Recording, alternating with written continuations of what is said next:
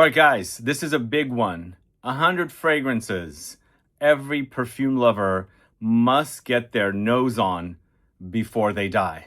So before you die, you must smell these fragrances. I consider them some of the most amazing fragrances that have ever been launched or created by all the different brands that I'm going to talk to you about today. So whether you're a newbie in the world of fragrances and you're still learning, or you're just learning, or you've been around, you've sampled a ton of fragrances, this is a great reference video for you to come back to and see if you've smelled all the fragrances that I have on this list.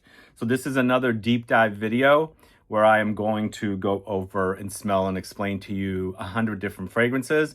And this time around, some of the most important fragrances in the history of fragrance creation and making. So sit back and relax and watch and enjoy these fragrances with me. All right, I've got my sheet and list of all the fragrances and the year the fragrances were launched. I'm not going to tell you the perfumers' names if I don't know them. I will if I do know them, but let's go ahead and get started. Going back to the year 1792, this is 4711, and it's the original Eau de Cologne. Let me know if you've gotten your nose on this one. This is a cheapie. In Germany, you can find these at the drugstores, all at like really low prices. And there's so many different sizes of this fragrance that you can buy travels, you can even buy wipes and everything around the scent of 4711.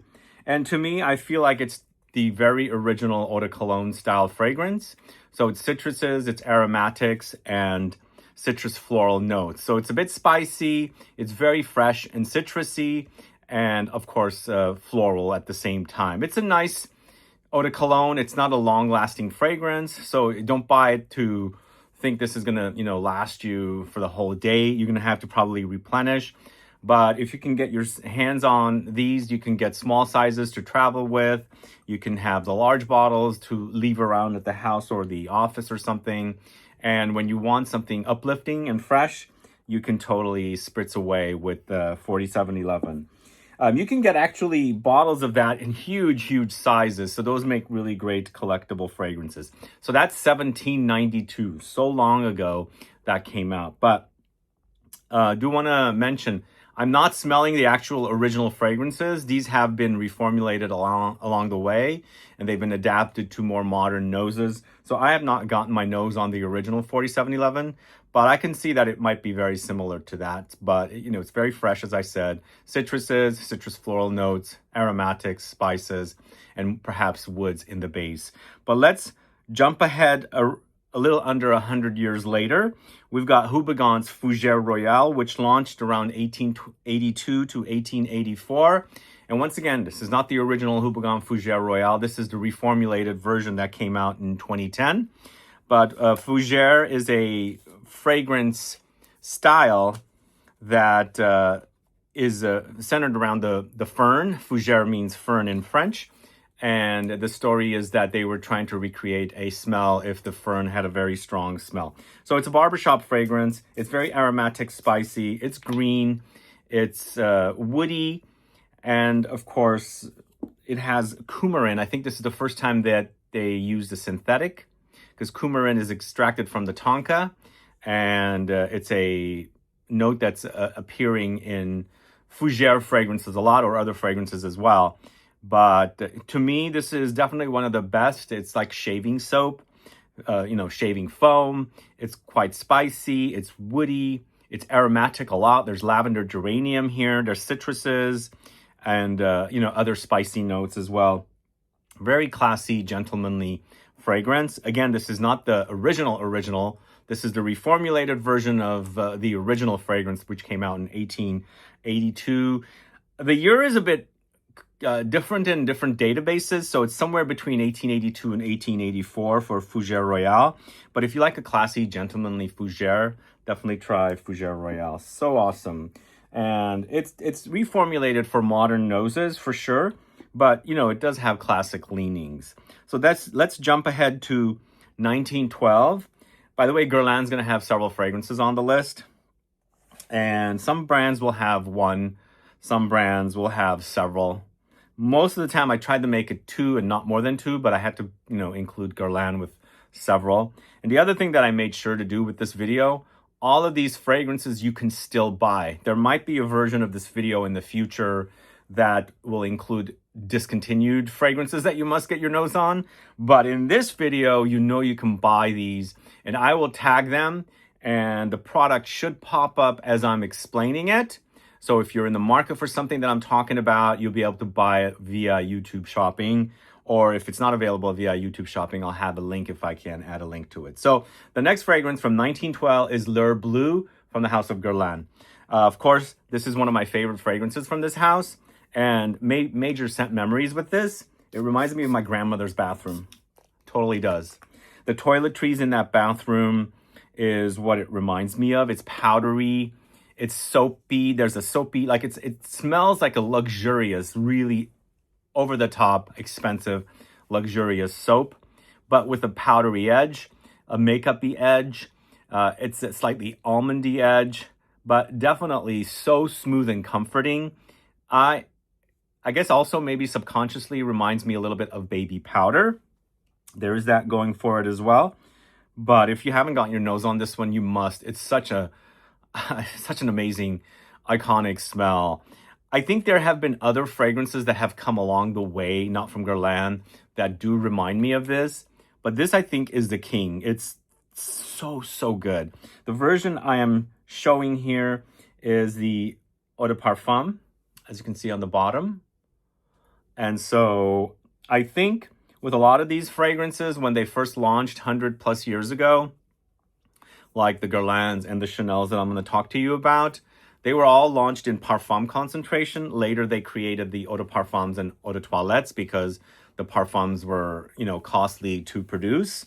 And they still have the Parfum editions of most of these fragrances, I think. But the Eau de Parfum here for BLEUE is so good. It's an amazing smell. If you haven't gotten your nose on it, please do. It's one of my favorites from the house of Guerlain. It's super intoxicating and super comforting as well. Sorry, I'm rolling up my sleeves so I can grab for everything easier.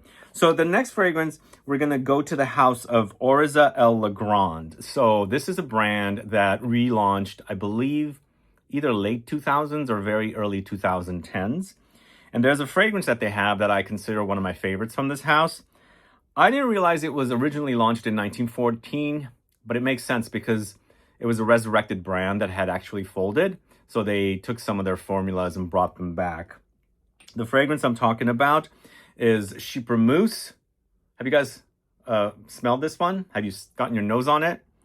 To me, it's awesome, but a very unique smell. Like, it's so different than everything else. It's a CHYPRE, but it's a CHYPRE. It's an earthy, mushroomy CHYPRE, if that makes sense, because the mushroom note is here. So you have a mushroomy side to this fragrance, which is so cool. So cool about having that. But it's quite green. It's lots of green. There's lots of aromatics. There's green notes, but also earthy. Super earthy fragrance. Earthy notes, earthy qualities, but very unique smell. Absolutely love it. If you like the idea of mossy, because there's mossy notes in here as well. It's a CHYPRE after all, and CHYPRE fragrances were very popular around this time in the early 1900s. You're going to have to get your nose on this. Just be warned. It is a bit weird with the mushroomy kind of qualities, but I mean, I love this. It's such an amazing scent. And knowing that it's like from over 100 years ago, it's so good. I've spoken a lot about CHYPRE Mousse. Let me know if you have gotten your nose on it. Add a comment below. Let's move on to the next fragrance. So we're moving to the year 1916. Acqua di Parma's Colonia, the original Colonia from Acqua di Parma. This is an eau de cologne, just like 4711, and this came out, I don't know, like 250 years later. And this Acqua di Parma Colonia is more barber shoppy in comparison to the 4711. I think what they've done here is amplified the aromatics. So it acts a bit more barbershoppy. But in the end, it's an eau de cologne. It's very fresh. It's lemony, citrusy. It's green and herbal, and also lightly grassy, woody in the dry down. Somebody just asked a comment the other day. They said, these never last. How is this like this version? Because I bought one of their new ones in eau de parfum concentration. I had pretty good longevity with it. And I'm forgetting the name. It's same kind of a fragrance, but it's an eau de parfum concentration. It has good longevity, but I wouldn't call it like a super screamer. It doesn't shout. It's you know, it sits closer because it's a citrus. It's a freshie. But if you think these fragrances do not last, check that one out. But I think you have to get your nose on this if you are someone that really appreciates fragrances. Definitely the fragrances I'm talking about today, you must. And you'll smell it and you'll be like, I don't really care for citrusy fragrances. I don't love fresh fragrances. I want my fragrances to be, you know, longer lasting and things like that. So you might say that. But yeah, feel free. But I think it's important to get your nose on these fragrances. But let's move on to the year 1919, going back to the house of Guerlain once again. This is MITSOUKO. Here we go with a CHYPRE. So this is, I should say, some of these fragrances will not be my favorite fragrances. I don't consider MITSOUKO to be one of my all-time favorite fragrances. I much prefer BLEUE over MITSOUKO. I think the quality of MITSOUKO is that it's dry. And for some reason, there's a dried grasses kind of touch about it. But I think I respect it as a fragrance, and it definitely needs to be smelled. It's also fruity and peachy. It will remind, it's a bit animalic, but it will also remind you of Diaghilev from ROUGE. In fact, Diaghilev is the opera impresario. I have a review of Diaghilev. He used to spritz this at the curtains in the ballet opera or ballet impresario. So the theater would smell of MITSOUKO. Apparently, that's the story. And I can see it's an addicting fragrance. It's just not my favorite fragrance compared to BLEUE. But I can see that it has addicting qualities. It's just on the dry side. And to me, the moss is not so mossy when I smell, you know, something like CHYPRE Mousse or other fragrances that feature moss as a note, or oak moss. But I can see the appreciation for this, for sure. There's a lot of fans of it as well. I think it does have a very vintage quality. To me, it smells old. I don't personally think BLEUE smells old, because when you're smelling MITSOUKO, you can smell the oldness like behind what the featured notes are. Like it has an older DNA. But I personally do not get it from BLEUE. I don't know why, even though it is a classic offering. But make sure to get your nose on MITSOUKO. Definitely deserves to be sniffed by somebody that hasn't yet. Also get your nose on Diaghilev and see if you can spot the differences. So next we've got a fragrance from the house of Chanel. It's probably the most famous fragrance in the world. Chanel No. 5. And then same thing with this and the previous fragrance and also BLEUE. I believe these all launched in Parfum concentration. These are more mass market versions. You can buy the Chanel No. 5 in Parfum, I believe, still. And I think you can buy it of MITSOUKO and BLEUE as well. I just don't have access to them. Although I think I do have a bottle of Chanel No. 5 in Parfum. I just can't find it right now. But also with this Chanel No. 5, there's a movie that I actually contributed to when I worked in the music industry called Coco and Igor. It's a French film. And it's the relationship of Coco Chanel with Igor Stravinsky, the musician. And there is a scene in that movie, or a small subplot, of her deciding on Chanel No. 5. So the creation when she was visiting Grasse. So if you're into fragrance history and you want to watch things related to fragrances and films and things, definitely catch or try and find that film. It might be difficult.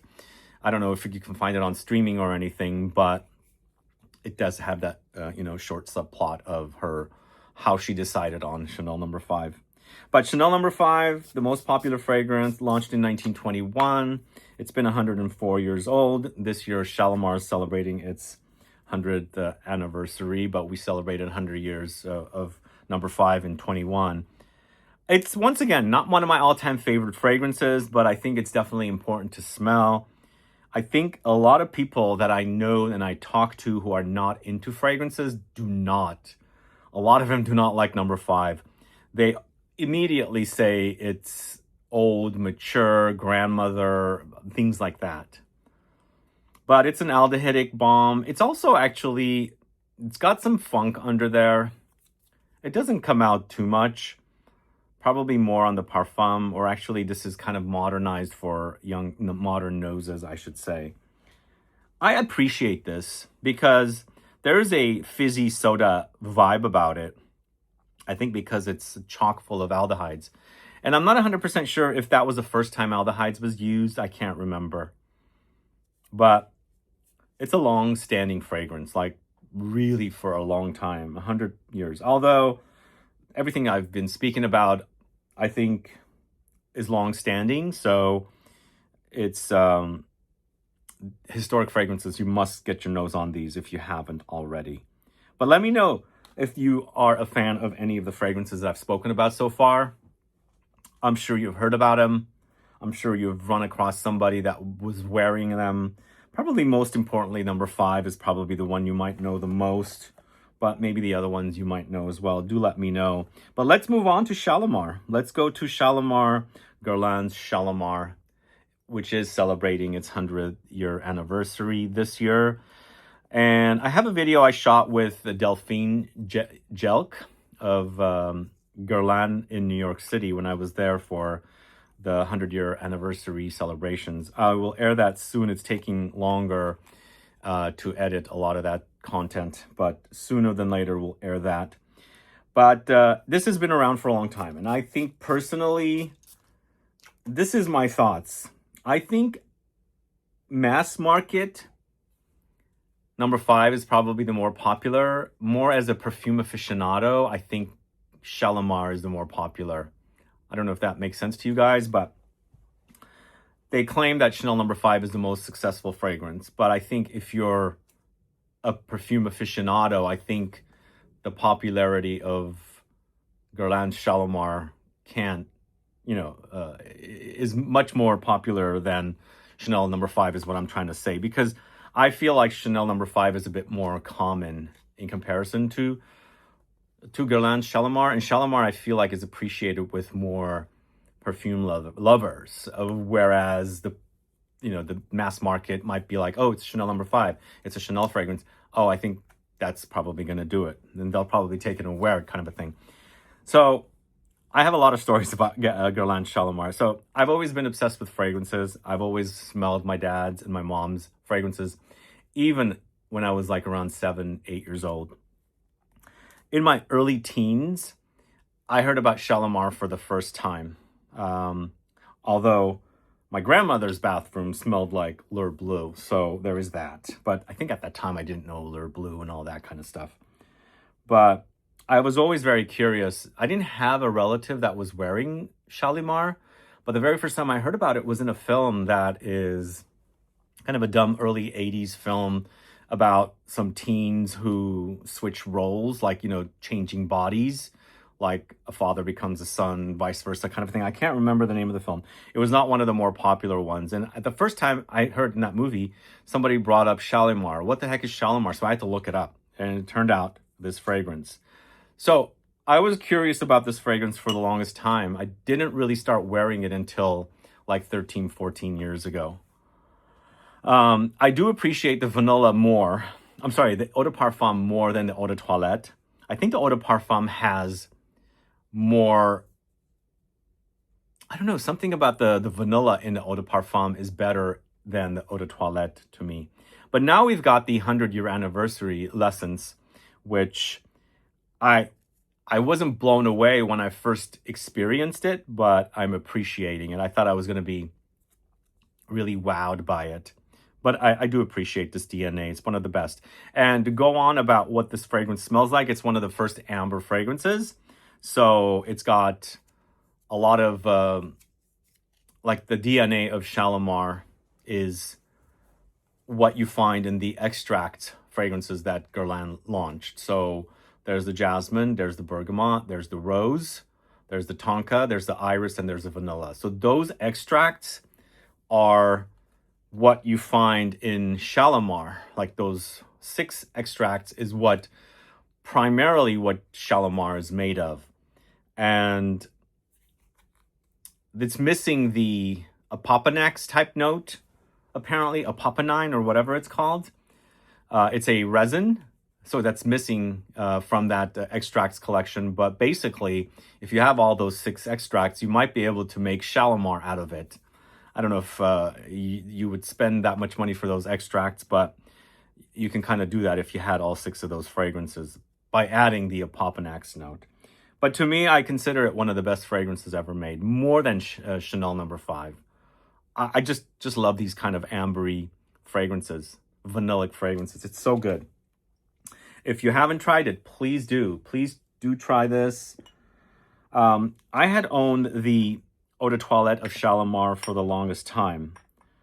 And when I started buying the Millésime versions, I missed out on the vanilla because I wasn't traveling in 2021. But in 2022, the Millésime Tonka came out. I bought it. And the following year was the iris, I think. Then we did jasmine. And now we've got the l'essence. I've been collecting those fragrances. I wish I had a bottle of the vanilla, which I don't. And I can't kind of get a straight answer if the l'essence is basically the vanilla redone. If you guys have any info, let me know. But as a newbie or as anyone that's been in the fragrance community, appreciating fragrances, you must get your nose on this. This is definitely one of the most iconic fragrances. Anyway, next. I mean, it's a female-targeted fragrance, but I think it's not necessarily uber feminine, I should say also. But moving on to a male-targeted release, which actually women I know wear it. This is CARON pour un homme de CARON from 1934, a fragrance my dad wore as well. And I started buying this fragrance myself in the late 2000s. And I started buying it because I smelled it and it reminded me of my dad. So I didn't buy it up until then. And what I like about this, it's kind of like an amber fougere. So it's lots of lavender. The lavender is so prominent in this. There's an overdose of lavender here. It could also be lavandin.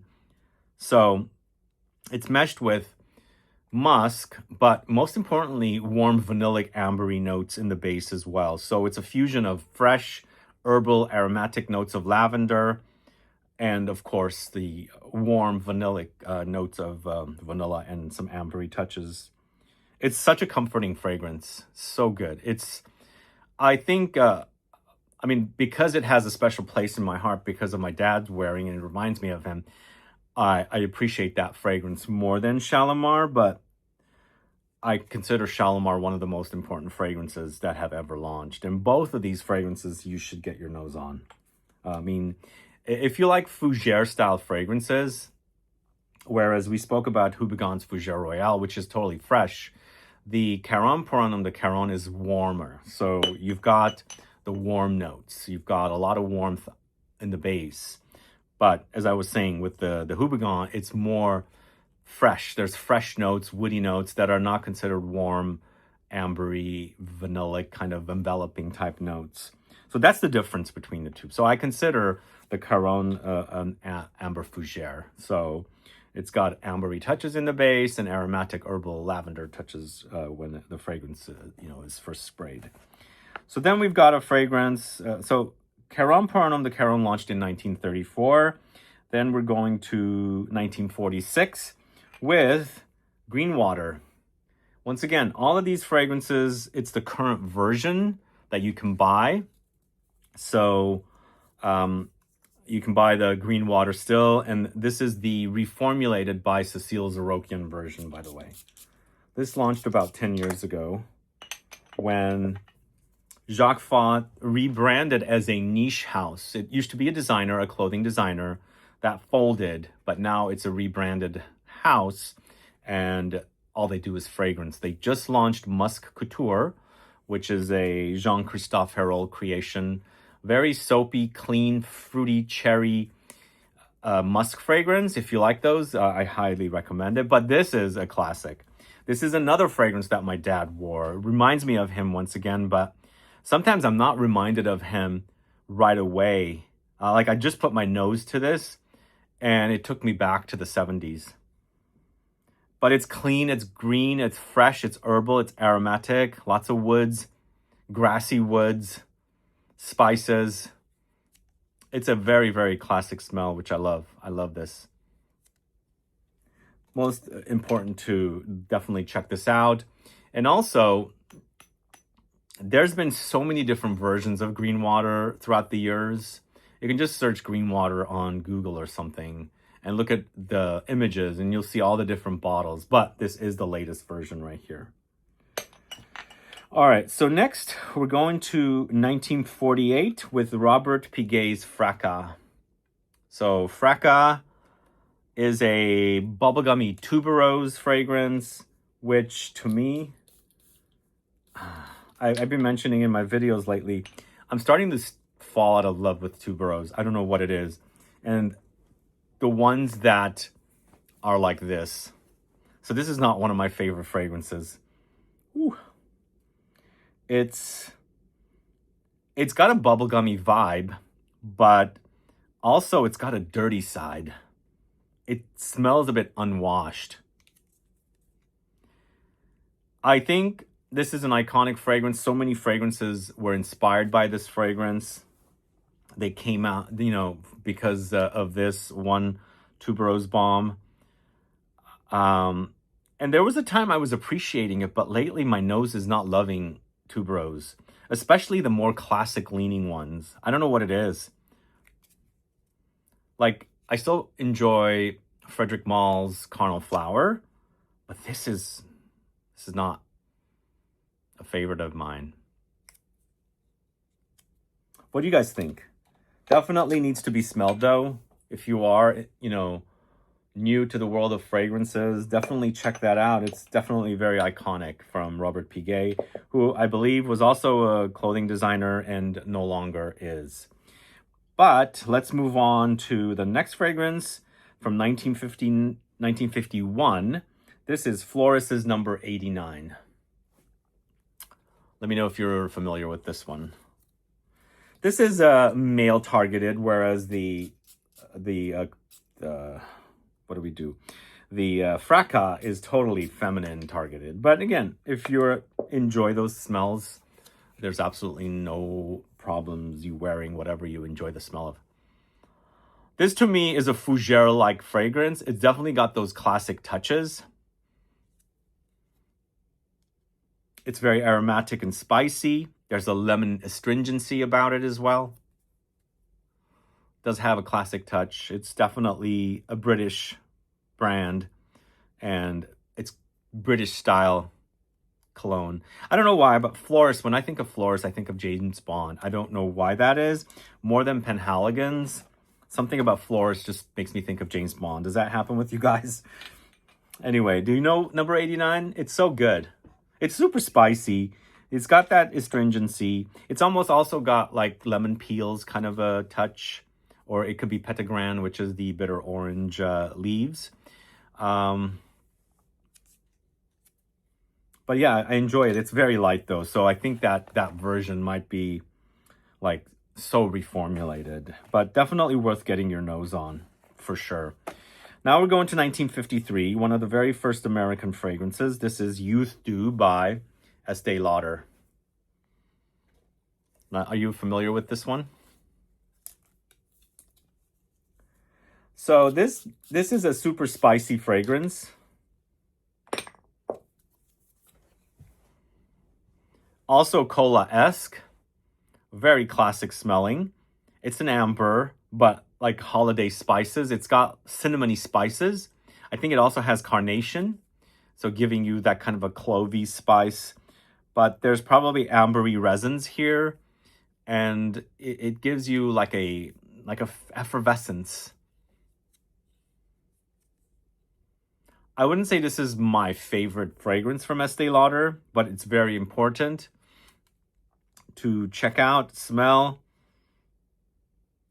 But I'm assuming the judgments will come, oh, it's very grandma or something. I don't consider that. I really don't consider that. It's important for me to understand what came before what's popular now.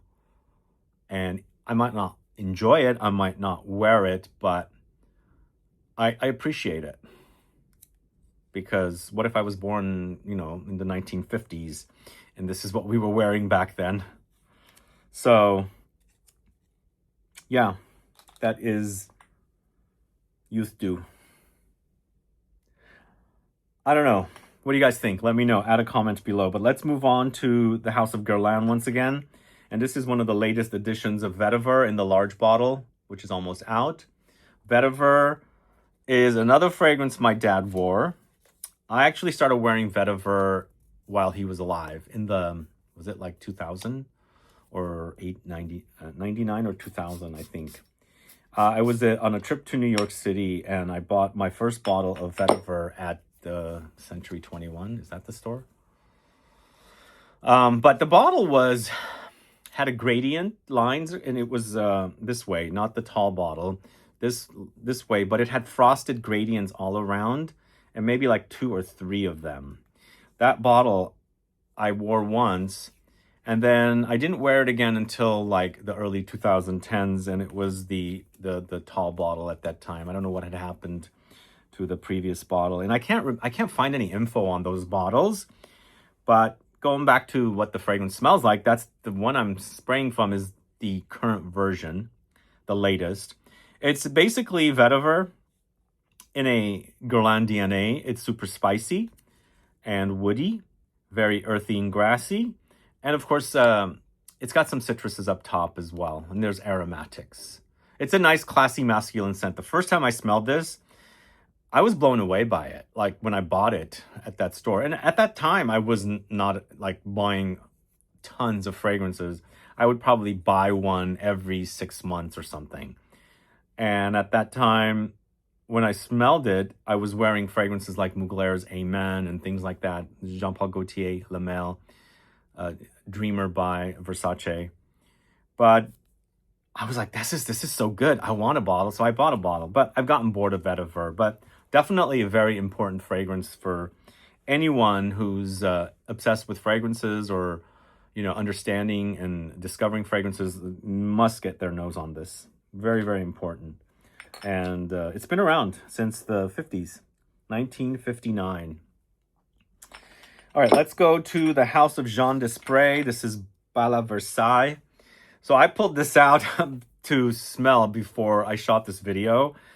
This is an older bottle. I bought this probably around 2018. This is how much I've got left. It's gotten stinky. So this is one of the dirty kind of, apparently Michael Jackson used to wear this. This is what I've heard. I'm not sure how true that is, but it's a bit dirty. It's an amber, spicy, resinous, musky, but it's important for you to smell this. I will have an alternative of it, and I'll compare the two, although it's going to be on the next table of products I put on here, because I'm going to have to pause the video and add the next 50. This is first 50. But it's an amber. It's got musk. It's a bit dirty. It's resinous. And also, I'm feeling like it's got lots of balsamic notes in there as well. It's great. It's great. But there is a better alternative. I'll tell you what it is. It's Papillon Perfumery's Salome, which I've included here. I consider it an important fragrance, but it's more of a modern offering. But if you are really into Jean Desprez's Bala Versailles and you think it's, you know, lost its luster, it doesn't smell as good, I recommend you try Papillon Perfumery's Salome. It's much muskier, much dirtier, and much more robust. But I think that version's pretty good. I like it. I've smelled the Parfum edition once at Fragrance Vault in Lake Tahoe. Oh man, it was so good. The Parfum edition was so, so good. But that's I think this is a eau de toilette. Is that what it is? Yeah, it's an eau de toilette. As you can see back there. Anyway, Jean de Spray, Bala Versailles. So this was, I think I remember reading about this one time, but all along I thought it was a more modern fragrance, but originally it was launched in 1963. KIEHL'S Original Musk. Who's a fan of this? So this is a musk offering, obviously. It's floral and it's ambery and spicy. I think I find it to be super sexy, and it's kind of a fragrance that you would graduate from to fragrances like Sadonaso or Filthy Musk or something. But for me, it's a simplistic musk. It's ambery, it's warm, it's floral, it's got indolic, dirty, sweaty touches. But I really love it. I really love it. I started wearing this in the 2000s, like somewhere around 2005, 2006. I was at a TJ Maxx and there were like 2 bottles of this for $10. I took 2, I gave one to my sister. I was wearing it for a while. And at the building I used to go back and forth from, the concierge there kept asking me what the heck I'm wearing. And I kept telling him it's a cheapie I bought from TJ Maxx for $10. So he kept asking me about it so much that I had a bottle that was like, you know, almost like 1/4 left. I gave it to him because he just was so obsessed with it. And he was so happy and appreciative for me to give that to him. But now that I think about it, it probably was a much stronger version because it was like, you know, 20 plus years ago almost that I had bought those.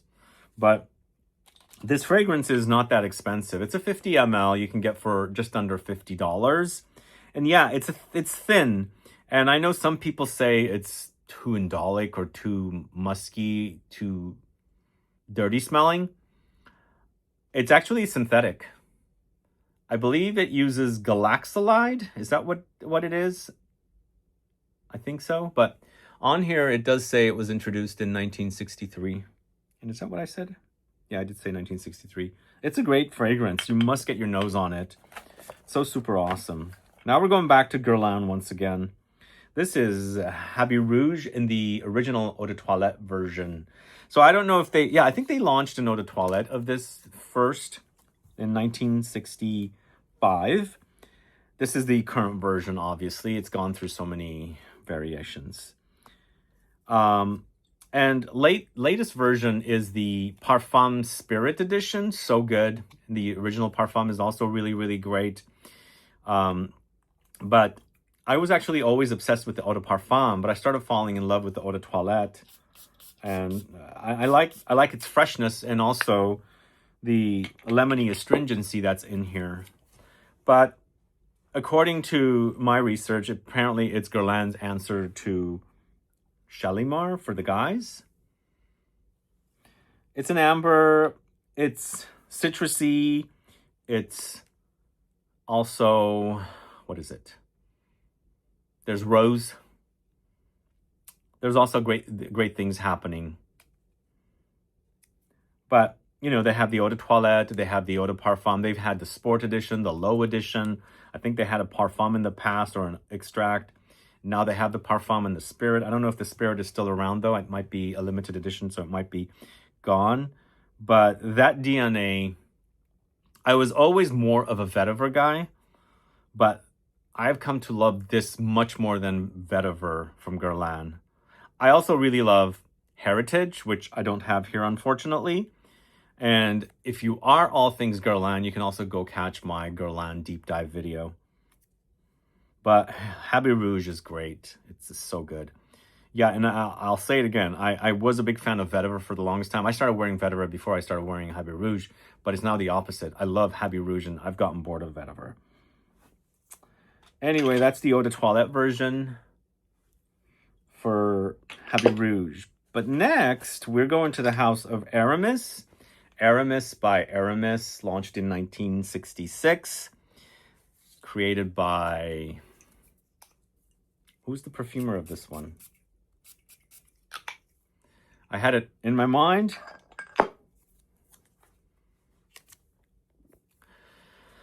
Sometimes when I think about too many fragrances, I lose my train of thought. So it's Bernard Chant, one of my favorite classic fragrance perfumers over at IFF, I believe in New York City. He created ARAMIS by ARAMIS.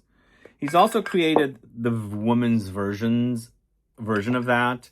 He created Aromatics Elixir for Clinique. He also created the men's version of that called 900 by ARAMIS. Great perfumer. And this is one of the best. And my dad wore this. This fragrance reminds me of him. Although this version is so super light, unfortunately. Oh man, it's just gotten so light. This is one of my most recent bottles.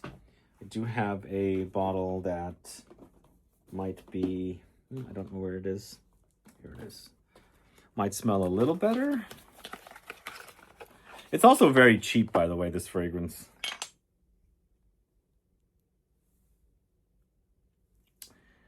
Let's try the other version. I think they're probably from around the same time. I don't know though. But I do want to clarify something if I haven't already, which I did. I believe I already clarified this. So I did a video on Intuition, the new ARAMIS men's fragrance, which is a dud, by the way. I don't care for it at all. In that video, I mentioned that ARAMIS by ARAMIS was discontinued. But I read an article on Fragrantica, which I guess I shouldn't trust Fragrantica because they're spreading rumors. ARAMIS actually reached out to me and said, it's not discontinued. So it's not discontinued. So ARAMIS by ARAMIS is not discontinued.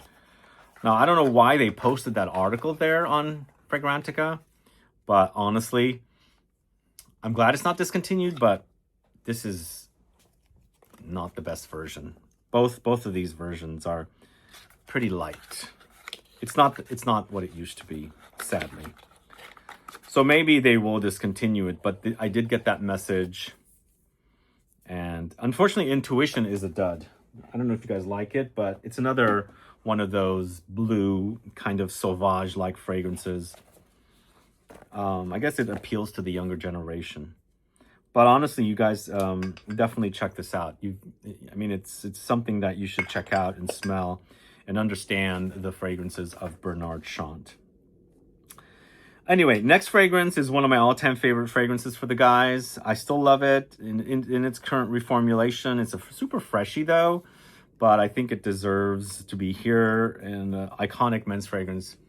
Eau Sauvage, Dior Eau Sauvage. In the Eau de Toilette. The Parfum is great as well, but in the Eau de Toilette. Fresh and lemony, citrusy, aromatic, and, you know, grassy, woody as well. It's a super light fragrance, but it smells really, really great. It's got a little bit of astringency, and it's very invigorating and uplifting. I know it's gone through changes. It's not the same as it used to be, but it's really good. If you're a man and you like fresh fragrances, you must get your nose on Dior's Eau Sauvage, dating back to 1966. So Aramis by Aramis and Dior Sauvage, Dior Eau Sauvage, both launched in 1966. All right, so then going to the year 1970, the year I was born. 1970 is the year that one of the most iconic patchouli fragrances launched, Reminiscence Patchouli. And this is the most recent version, and they've retitled to Le Patchouli, and they put it into this darker kind of amber brown colored bottle. So yeah, this launched in 1970, the year I was born. I wonder if it launched in September, because I'm a Virgo Libra. Oh, it's so good. Earthy, woody, ambery, chocolatey, deliciousness.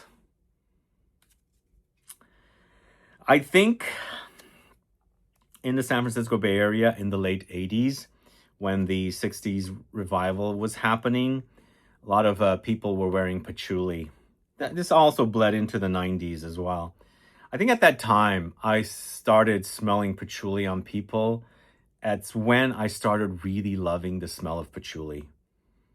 And then in 1992, one of the most iconic women's fragrances came out, Angel, also full of patchouli. I think it was just because of these two incidences that I really fell in love with the smell of patchouli. Patchouli was used to hide the smell of BO and sweat and things like that. But a lot of people associate it with BO because people were hiding it with patchouli. It doesn't smell like BO at all. It's the most aromatic, fragrant kind of an herb because it comes from the mint family. And what they do to the patchouli and fragrances, they add resins and vanillic notes and balsamic notes. It creates that kind of a chocolatey amber effect. And so also giving me nuttiness and booziness as well. And it's not like it's a gourmand. This is not a gourmand whatsoever. But it acts chocolatey, nutty, boozy. So delicious. Definitely a real important fragrance for you guys to check out if you are a patchouli lover. That's the most recent edition. All right, we're done with the first page. We're moving on to another fragrance from 1970, the year I was born. Going to the House of Chanel. Once again, it's number 19. And I've got the Eau de Parfum version here. And once again with Chanel, I believe the version that launched first for this was the Parfum edition. I'm not 100% sure, though. This is much later than the 20s when those other fragrances I spoke about that launched in extract version. I think this is one of the best smells ever. This is the first time I ever smelled or got my nose on galbanum, and I've been obsessed with galbanum since then. It's one of the most green, kind of like a neon green smell. It's good. This is a feminine targeted release. Even though it has floral notes, the galbanum is so prominent in this. It's basically you're wearing galbanum with some floral, like there's iris here, I believe. There's jasmine. Those are just supporting players. So it doesn't make it like galbanum. I don't consider a feminine note, and this is the star here. So this is not super feminine, is what I'm trying to say. And you can find galbanum in fragrances like Synthetic Nature. Many fragrances that are going green will be there. Like Iris Malikan from the house of Crivelli, Maison Crivelli, has galbanum in it. You've got Italian Leather from Memo, has galbanum in it. Galbanum does appear, but those are like, in those fragrances, they're supporting roles. Here, this is the star. It's galbanum. It's green and bitter and resinous, but, supported by the iris and the jasmine-like notes in here. It smells like spring to me. Spring stems. More than number 5, I prefer number 19. Definitely something you need to check and get your nose on. It's such an iconic fragrance. I love it. All right, back to the Estee Lauder side of things, but not necessarily Estee Lauder, but an Estee Lauder co-company or brand. It's a Clinique with Aromatics Elixir. So the Aromatics Elixir juice has gotten lighter and lighter throughout the years. So it's getting stripped and stripped and stripped of its potent, intense notes, and it's become lighter and much lighter. It's not as deep as it used to be, but there was a woman, a family friend, not a relative, it could be a relative, I can't remember exactly, used to wear this. And every time she'd move around, I could smell her wearing this. It's a pretty intoxicating smell. This is so light though, man. Super light. But it's got the idea of the fragrance in there. It's considered a CHYPRE. Man, all these fragrances got really butchered. So many regulations come along and they just like kill the fragrances, unfortunately. But there's so many fans of these fragrances that they neuter them down to the place where they can continue selling it. But a person that's been wearing it for decades will smell them like, this is not the same fragrance. What have they done to this fragrance? And then they'll be like, can you find me a fragrance that smells like the original? Let me see if I can get my hands on the original. So it's rose. It's got mossy notes. I believe it's got patchouli. It's got spices. I think it has hay or something like immortelle in there. I love the smell. Really, really do. And once again, it's created by Bernard Chant, who did this fragrance, Aramis by Aramis. And there's Clinique Aromatics Elixir, and he also did a very similar men's fragrance for ARAMIS called 900. So at that time, I guess they were separating the fragrances for different sexes, but it was kind of like an offspring of one or the other, kind of make the women's version a bit more feminine, make the men's version a bit more masculine, but it's basically the same DNA, which is kind of cool that they did that. I think the last time I saw that happen was with Tom Ford's Noir Extreme. So Noir Extreme came out, it became very popular, and then Noir Femme came out, which was kind of like a slightly more feminine leaning version of Noir Extreme. I think you can still buy Noir Femme, might be completely out, but that's the last time I've seen anything like that happen. Also part of an Estee Lauder brand. Anyway, yeah, that's Aromatics Elixir. It's gone downhill, sadly. But staying with Estee Lauder, this one recently I spoke about in a video recently. This is Private Collection by Estee Lauder. This is one of the best classic women's fragrances. And once again, it's super green. If you can't already guess, I'm a lover of green fragrances. And this to me smells like spring stems once again. But in comparison to the Chanel number 19, this one has more of a pulpy, succulent texture in comparison to the other one where they're harder stems, stronger, harder stems. So it's almost like an aloe vera stem, but with a very spring green smell, the Private Collection from Estee Lauder. And compared to the number 19 from Chanel, it's more, harder stems that are not like so soft and succulent and pulpy. But so good. This Private Collection is so good.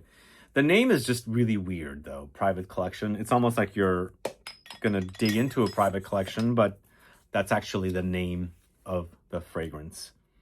So that came out in 1973. Then we're going to a fragrance from the house of Sisley. This is Eau de Campagne. You must get your nose on these fragrances. And somehow, the 70s were the decade of green, because we've got like a lot of green fragrances here. A lot. And Eau de Campagne is tomato leaf. A very interesting fragrance in, I thought this was an Eau de Cologne, but I think it's an Eau de Toilette concentration. Doesn't really say. Oh, it is Eau de Toilette right there. This one goes down so fast. This one actually also, I got many people to buy because they love this kind of bitter greenness with the tomato leaves. It's super fresh and juicy citrusy, but also very tomato leafy. It's Jean-Claude Helena for Sisley. And it's like, if you're familiar with 4711, you're kind of bored of it. It's the same fragrance over and over again, but I want to stay, fresh, clean, light. You want something bitter green, go with the Sisley Eau de Campagne. You can really smell the tomato leaves here. You don't smell the tomatoes, but you smell the tomato leaves. It's realistic, but it's super fresh. Wear it on the hottest days. Wear it on the hottest days because it's super light. But that bitter greenness does have, somewhat of a lingering power, but it is Eau de Toilette. So that is Eau de Campagne from the house of Sisley. Must get your nose on that one for, I think, one of the very first tomato leaf fragrances. I hadn't experienced tomato leaves prior to that. So Jean-Claude Helena, yeah, totally. I think it's very iconic for me. Then we're going to the house of Ralph Lauren. It's Polo Green. Yeah, I complain about this one, but when this came out in 78, created by, I'll think of the name in a minute. It's a CHYPRE leather fragrance. There we go with the greenness again. This is actually also spraying a bit green too. The initial blast of Polo Green is so amazing. It's when it's drying down, it doesn't stay amazing. The leather is kind of awful, actually. It's a leather fragrance. It becomes leathery when it's drying down. But up top, it's like a green forest. Super, super intense. I love that. I love that smell. Really, really love it. But it's just like I said, in the dry down, it smells cheap and leather smells fake. Ah, so good. My dad used to wear this one too. But his bottle was a splash bottle. It's also a very iconic bottle. I do have a few vintage bottles of this that are Cosmere. But I'm just smelling it now. It smells so damn good. It's so damn good. But I can smell behind the scenes the development is not going to be as good. But up top, it's so invigorating and intensely green piney. Also like green herbs, like really, really intense herbs. Like I traveled to the Monterey Carmel, Pebble Beach area. In Pebble Beach, there's a restaurant called Roy's. And once we eat and we walk and stroll down like through the golf course to the coast. So you walk against these Artemisia bushes, and the first time I discovered it, I was like in heaven because it smells so amazing. I picked some because you can smell it in the air. That's exactly what it smells like that's in here at the top. This very aromatic, almost pine-like herb. I mean, I'm assuming there's pine here, but I take it that there's Artemisia in here as well, or something that's in that family of almost like a absinthe kind of boozy kind of herb. It's great. It's smelling so good to me today. This polo green. That's why I keep talking about it. So that is from the year 1978. Then we've got Hermes Eau d'Orange Vert, but I don't have the Orange Vert version. I have the concentrated version. And as you can see at the very bottom, the concentrated version came out much later. And I first discovered this in 2001 is when I discovered this. I was on a trip in New Orleans, and at the Saks Fifth Avenue is when I bought my first bottle. I really love the realistic smell of the leaves of the orange tree. And you have the bitterness of the leaves, that bitter greenness, the woody earthiness. But behind it, it's all that kind of astringent, citrusy touches. One of the most amazing fragrances ever created, I think. One of the best citruses. Hermes is one of Hermes's best. I don't have a lot of the classic Hermes fragrances, unfortunately. So I'm only featuring two, but I had to highlight this one. Also, when I started buying it, up until like the early 2010s, it was the same version. I think the concentrate came out around that time. I could be wrong. But I noticed that once the concentrate came out, the original, which is what I started wearing, and I have a original bottle still, the original in the Eau d'Orange Vert, smelled so different. To me, the original in the pre-reformulation smelled like what the concentrate smells like now. Much deeper and more intense. But either way, if you like the idea of Eau d'Orange Vert, I highly recommend you get a bottle of, or get your nose on the concentrate version. One time I was staying at a hotel, and all their products was the Hermes Eau d'Orange Vert products. I love it. I love staying at hotels that have products of fragrances I'm familiar with. One time in Paris, I was staying at a hotel, and they had Mugler cologne products, and I was like, whoa, this is kind of cool. I wish I brought my bottle. I could, shower with the stuff and then also spritz the fragrance on. So I do enjoy some of the products. I've stayed at hotels where they have like, famous, I think one time was Penhaligon's Cricus. I think that was a couple of times. Bal d'Afrique, Rose 31, Magnolia by Frederic Malle. So I enjoy these products and enjoy smelling them, obviously. So that is Hermes Eau d'Orange Vert. The Eau d'Orange Vert is from 1979. Now we're also staying in the year 79, and it's Paul Sebastian PS Fine Cologne. I had to include this one. And even, it's an American fragrance, and I wanted to have some American fragrances in the list, and there's not that many. But I consider this one of the best. I started wearing this in the early 90s. And since then, I hadn't owned a bottle, and I bought a bottle early this year. I even did a video on it. It still smells good, even though it's very light, and it's an eau de cologne.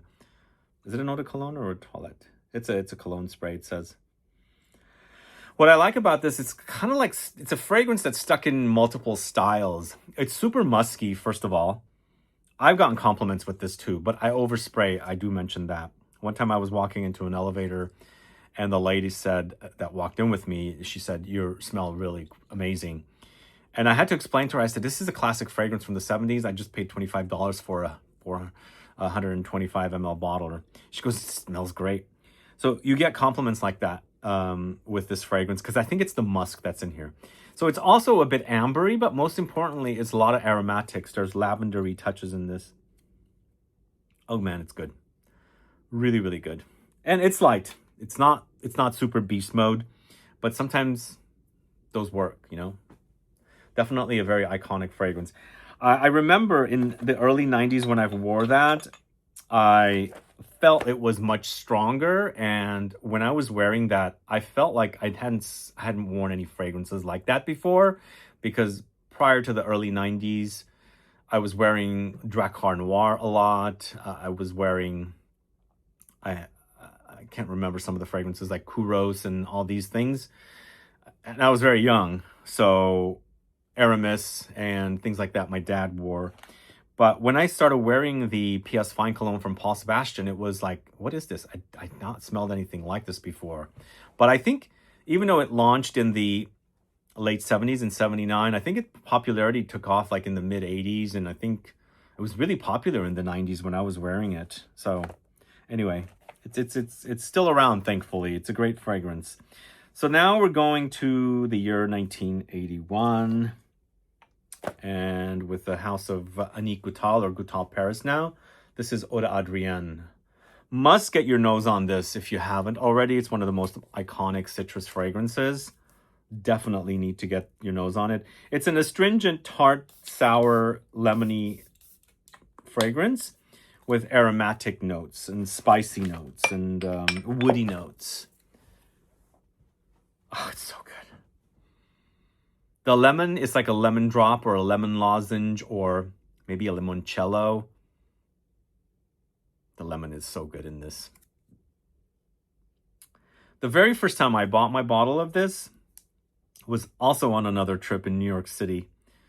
And you know how the bottles of fragrances are from Goutal or Annick Goutal. They had the women's version with this kind of a bow and more feminine bottle. And the masculine versions were like just square bottles. And I felt like the fragrance was much stronger at that time. Much stronger. I started wearing it in 2001. Oh no, it was 2000 actually, not 2001. What am I saying? I remember it was way before 9/11 happened. And in a couple of years later, I still had my bottle, but a friend came over and dropped my bottle and broke it, and I was so pissed off at her. And I've been a fan of it since then. But you know, my dad was wearing it prior to that, and he also wore their lavender. And I've also worn their lavender. The lavender is also really great. But Eau d'Adrienne, if you like lemony fragrances, you must get your nose on this. Yes, it's gotten lighter, but I think it makes... Go for the Eau de Parfum also. This is the Eau de Parfum version. There's that. They should probably have an Eau de Toilette version also. I think they did. Yeah, go with the Eau de Parfum version. It's stronger. And if you see two different bottles, the scent is the same. One's a more feminine bottle, one's a more masculine bottle. Just an FYI. So then we're going to this bad boy. YSL's Kouros, Yves Saint Laurent Kouros, 1981. Same year that Eau d'Adrienne launched. So night and day different.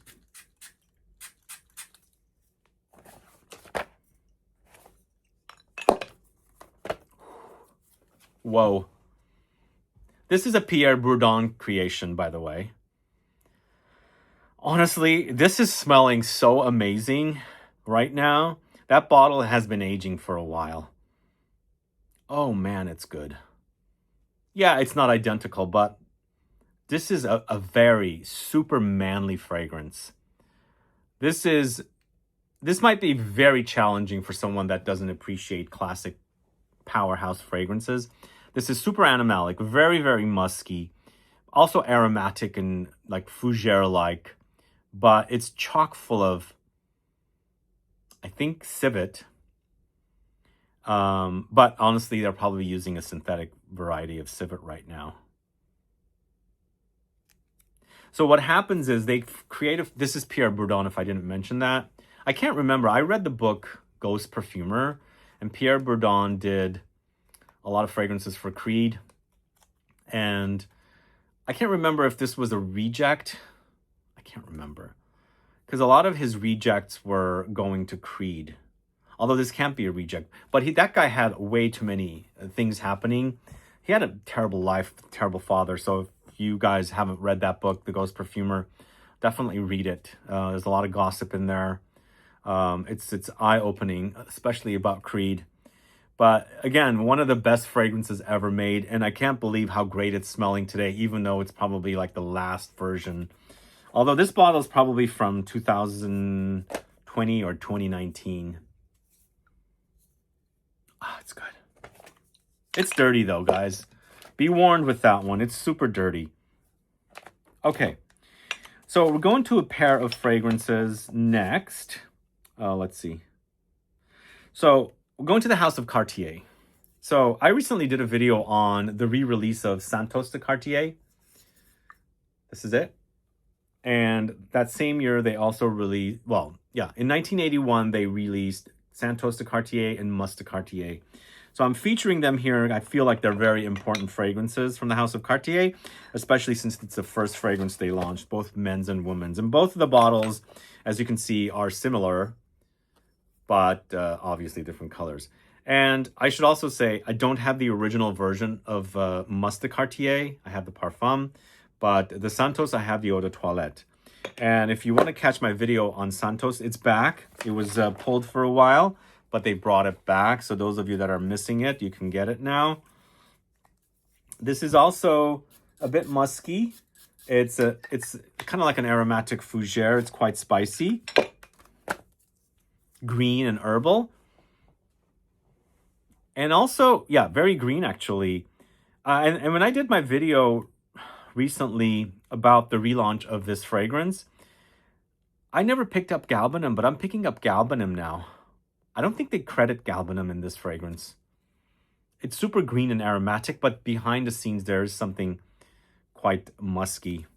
But I'm gonna dig into the Parfum edition of MUSK de Cartier, which is this. The two fragrances do have similarities as far as smell goes. Whoa, look at the color of this.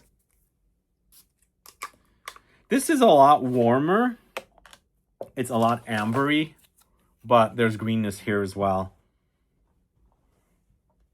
This on my skin gets very, very musky. But there's a candy quality about it. The MUSK Parfum. I don't have the MUSK original, as I was saying, but I want to highlight it as an important fragrance. Launched in 1981 from the House of Cartier. It's quite good. So yeah, check out MUSK de Cartier from Cartier for the ladies, and also check out the Santos, which is now back. Thankfully, I mean, glad that it's back. And if you want to find out more about Santos, check out my video.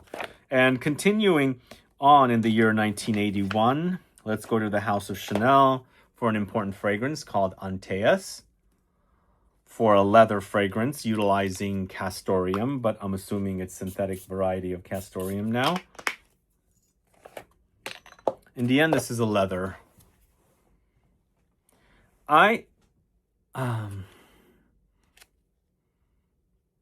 As I was saying earlier, or maybe I didn't say it, what happens is a fragrance is created, right? It's appreciated, loved, and finally there's a regulation. So they have a formula. They have to take their formula, and now they have to remove one item because it's regulated. You can't use it anymore. So now you have to find ingredients to substitute to recreate your original formula with new ingredients because some of the ingredients are not available. So that's what really destroys fragrances, the reformulations, because certain ingredients get banned or crops get destroyed or too expensive to produce. To me, this is pretty butchered. The Kouros smelled so much better than Antaeus, sadly. For some reason, the smoothness of the leather is not there. It's very rough, and its texture is not smooth. Yeah, sad about Chanel Antaeus. At least the Kouros smelled so good. Even though the Kouros is so reformulated, the Kouros smelled great. But I've had that bottle of Antaeus for a while. It doesn't seem to be, joining. It just seems broken up to me. So next, one of my all-time favorite fragrances of all time. One I wore 4 bottles of in the 1980s. Launched in 1982. It's Drakkar Noir from Guy Laroche. Yes, this is not the original. The original was Drakkar. Where is Drakkar now? This, to me, is the original, I think. Well, it's not, but this is a very iconic fragrance. It's an aromatic fougere, super green and herbal, super spicy. They don't make barbershop fragrances like that anymore. Even, I think the ingredients were different in the 80s because a lot of the fougere fragrances from the 80s smell very similar. So some advancements might have happened since the launch of this in this original form to the resurgence of barbershop fragrances in the 80s and banning of those ingredients, and then the recreation here, because as I was saying, Fougère Royale by Houbigant, the 2010 edition, smells nothing like Drakkar Noir. So, like 30 years later, the Fougère Royale re-release came out, and it doesn't have that kind of green pininess that Drakkar Noir has. There's a astringency, not from citruses, but more like intensity of the green, almost like frosted, frozen pine, covered pine needles or something. I don't know what it is, but I really appreciate the 80s fougères. It's like, you're smelling an 80s fragrance when you smell them. But I think the Drakkar Noir has a lot of like cooling type of notes, because there's a cooling vibe about it. It's like frosted and ice cold, even though you can experience the herbs in their raw form. It comes off like almost like menthol or something. Super good. I was such a fan of that one. On my 4th bottle, I remember it didn't smell as good to me. And I was always wondering if it was a fake, if it had turned. Yeah, something was weird about the 4th bottle, but I remember going through 4. So that's Drakkar Noir from 1982. One of the best fragrances of all time. One of my favorites. Hands down, the best. So we are going to a niche house. A niche house known nowadays, but I didn't know about this in the 80s. I guess it was around. Amouage Goldman. Super awesome scent. What is this? That one has a smell on it. Why am I featuring this here? I think it's a late discovery for me, but it's also highlighting the fact that Amouage has been around since 1982. I believe this launched in 1982. So, wow, such a long time ago. But also, they don't make fragrances like this anymore. Amouage does not make fragrances like Goldman. No way. This is super musky and animalic. Civet. I believe it's also aldehydic and also rosy. Could it be a feminine fragrance? Could it be a masculine fragrance? It's almost like taking some very popular feminine fragrances and twisting it with men's fragrances. like Kuros type fragrances because it has that civet in it. I'm a late discoverer of that. I'm head over heels for it. I'm so happy they still have it because it's so good. It puts me in the 80s. Puts me... It's totally 80s fragrance. Because a lot of women's fragrances and a lot of men's fragrances had these dirty kind of civety notes. Ah, it's so good. Must get your nose on this one, guys. This is Goldman. Let me know if you're familiar with Goldman. So that came out in 83. Sorry, it was not 1982. 1983 is when that came out. And then we're going to Calvin Klein, Obsession for Men. Good stuff. I wish I can get my hands on a bottle of Calvin in the blue bottle. I think it's the first fragrance they launched. I wore that and I really loved it. I actually didn't wear it in the 80s. I wore it in the late 90s when it was re-released. It was old school, but I really enjoyed it, even though at that time I wasn't wearing old school fragrances, but I wish I can get another bottle of it. But here with this Obsession for Men, it's got the most amazing smell, and it instantly transports me to the 80s when I was wearing this. I remember it being super potent, much more potent than this, but the smell always remained in my head, you know? Like, I can remember how iconic and unique the smell was.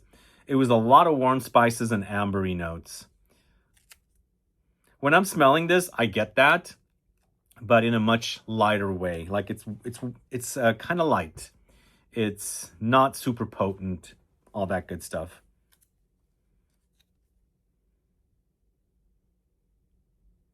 It's still like, I was surprised how good this smelled, and I don't know this bottle. This was handed to me by somebody that was getting rid of their bottle. So I don't know, I'd have to look up the batch code. But I think this is pretty darn good. I mean, if it's one of the later versions, I think it's still smelling good. Yes, it's gotten thinner, but I think it's doable. Whereas some fragrances I cannot stand, like the Antaeus from Chanel, it's just pretty bad reformulation. And even though that's reformulated and thinned out, but it still smells great, and I really love it. But it's a super spicy, ambery fragrance, and I think the idea of cinnamon comes to mind with Obsession for Men.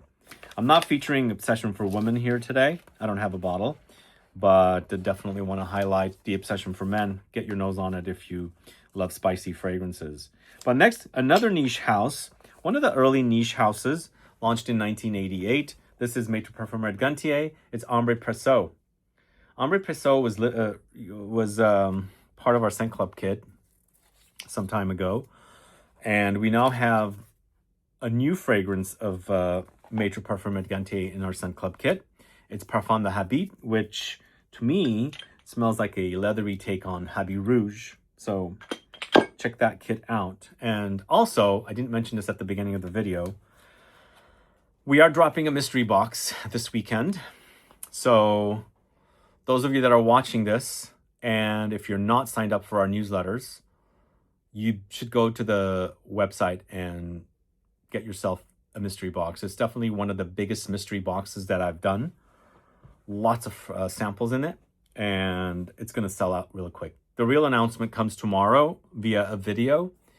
And of course, if you receive emails from the website, you would have been notified today. But I'm giving you guys a heads up in case you don't get the emails and you don't want to wait until tomorrow. This is definitely, like I said, one of the biggest mystery boxes. It's going to sell out, so go check it out. But Ambre Presso is a really great take on an amber. And it launched in 1988, which is when the brand launched. And it still smells so good today. Super resinous, very balsamic, vanillic, aromatic, and spicy. I love this fragrance. It's good. This to me, if you're familiar with MFK's Grand Soir, and you want it a bit more rougher and a bit more spicier, maybe a bit more powdery, I would go to something like this. Grand Soir to me has slight gourmand leanings. I get a chocolatey vibe from it. This to me, oh man, it's good. Super spicy, powdery, and more raw. Not smooth. The Grand Soir is quite smooth. Yum, I love that. So the story of Maître Parfumeur Gantier is that brand was started by the founder of L'Artisan.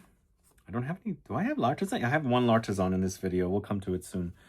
Founded by the founder of L'Artisan. After he sold L'Artisan, he started this brand in 1988. So L'Artisan was founded in the 70s. And then we've got this bad boy, which to this day is kind of neutered, but I think I got to highlight it. It's Fahrenheit by the House of Dior. Who's a fan of this one?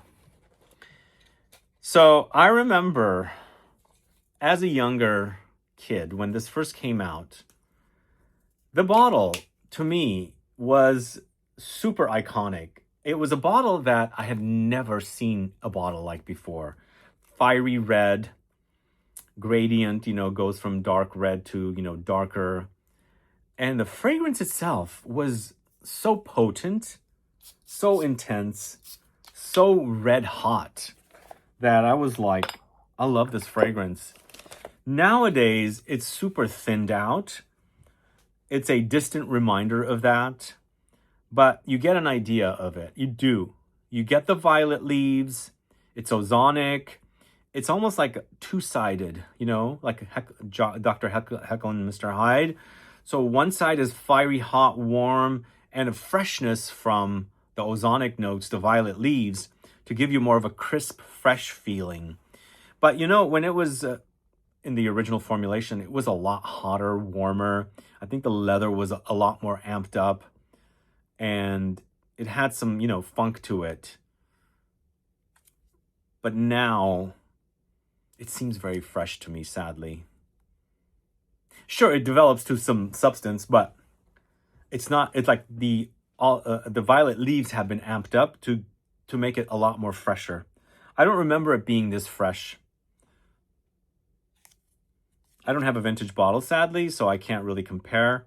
But I do remember it being a lot more red hot, fiery, and obviously the name is Fahrenheit, so.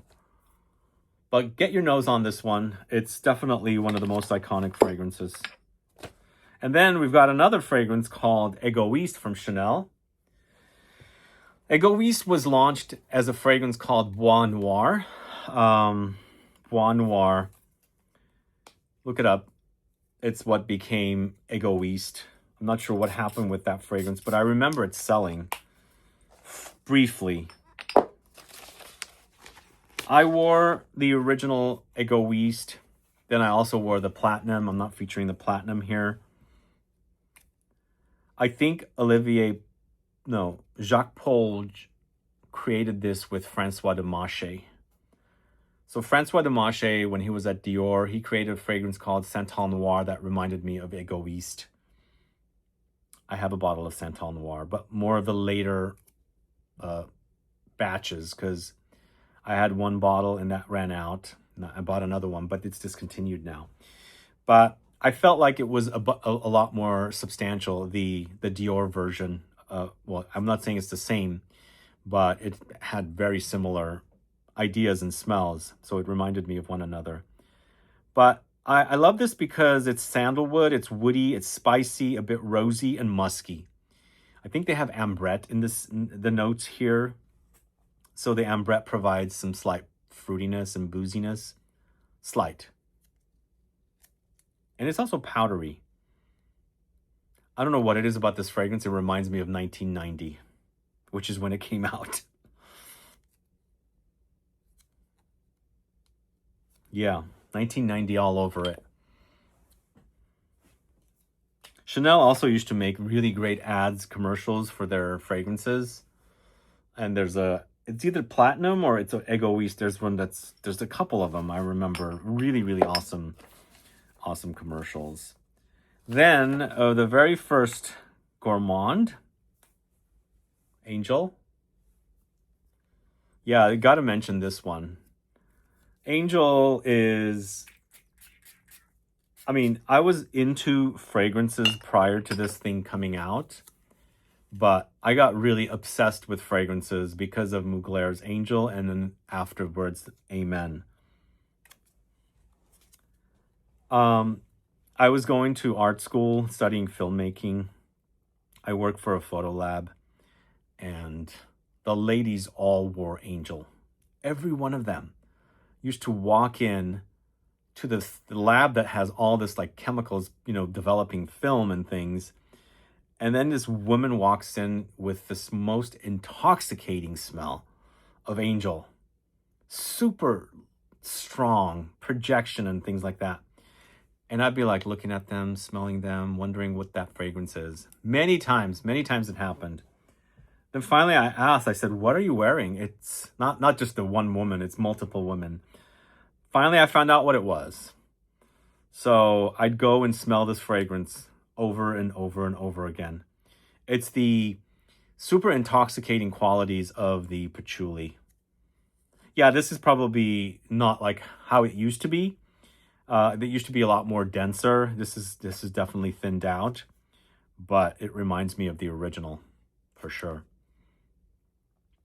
In the end, it's a gourmand, but I wouldn't call this a gourmand of today. This is one of the OG gourmands, but you know, utilizing gourmand notes like caramel and things like that.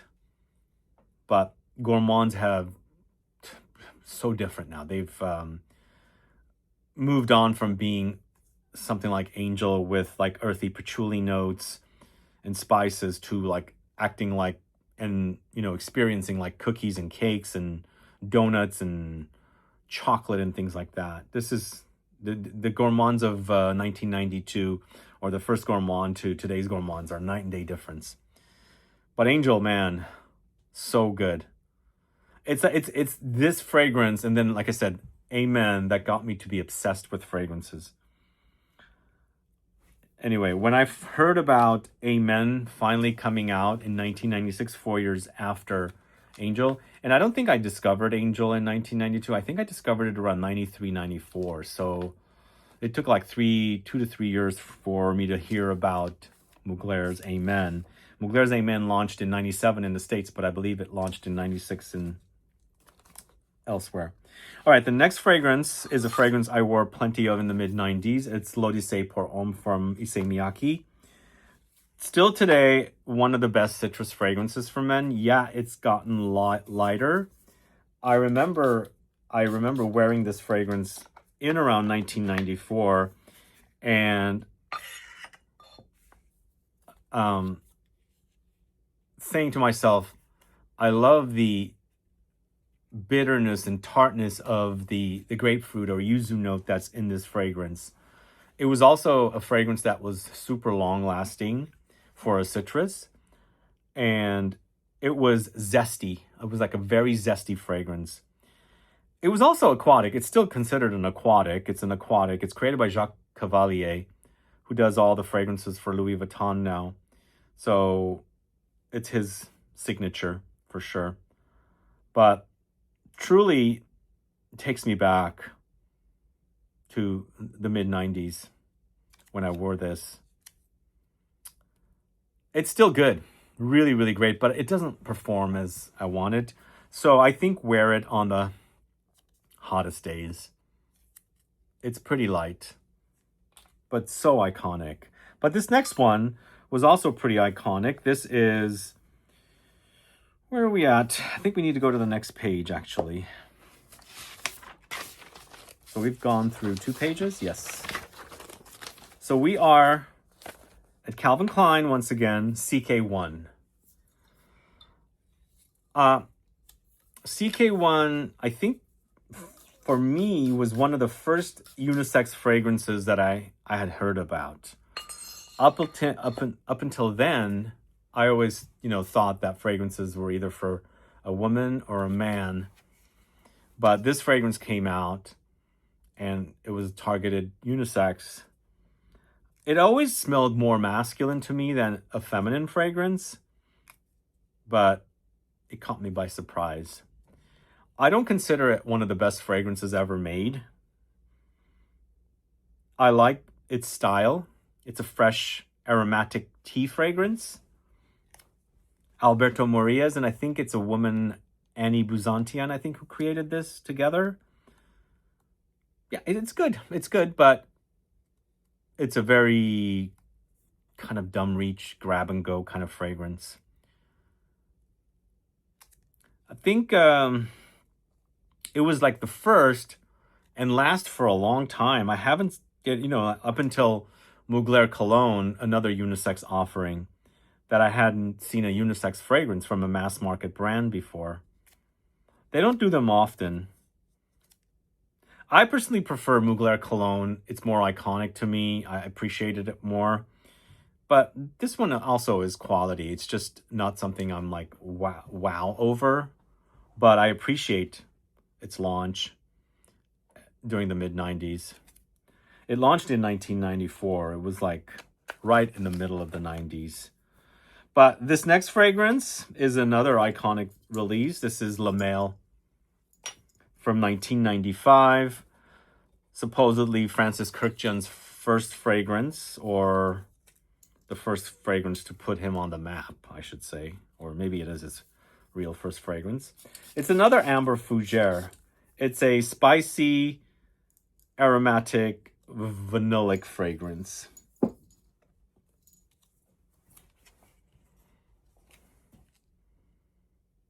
Yeah, it's cotton butchered, but there's remnants of the fragrance in here that you can smell of what it smelled like before. They've kept it pretty good, is what I should say. Unlike another fragrance I wore quite a bit of around this time called Dolce & Gabbana Pour Homme. That's gone really bad, unfortunately. This one still reminds me of the OG. Spicy. I think it's got mint and lavender, vanilla, tonka. Yeah, very distinct smell. Le Male from the house of Jean-Paul Gaultier. And then this is when I got really happy when they launched this. Mugler's Amen. I went through so many bottles. Once this launched, although, as I was saying, Angel, I was like waiting for a men's fragrance, secretly smelling and spritzing on Angel, waiting for a men's version, Amen. Even though they didn't smell alike, they were kind of similar ideas. And then Cologne comes out, B-Men comes out, Pure Coffee comes out, Pure Malt and Pure Havane, and then all the different flankers. Let me know if you guys want a deep dive on Mugler. I've done so many videos on Mugler fragrances. But this is a very important fragrance for me. Extremely important.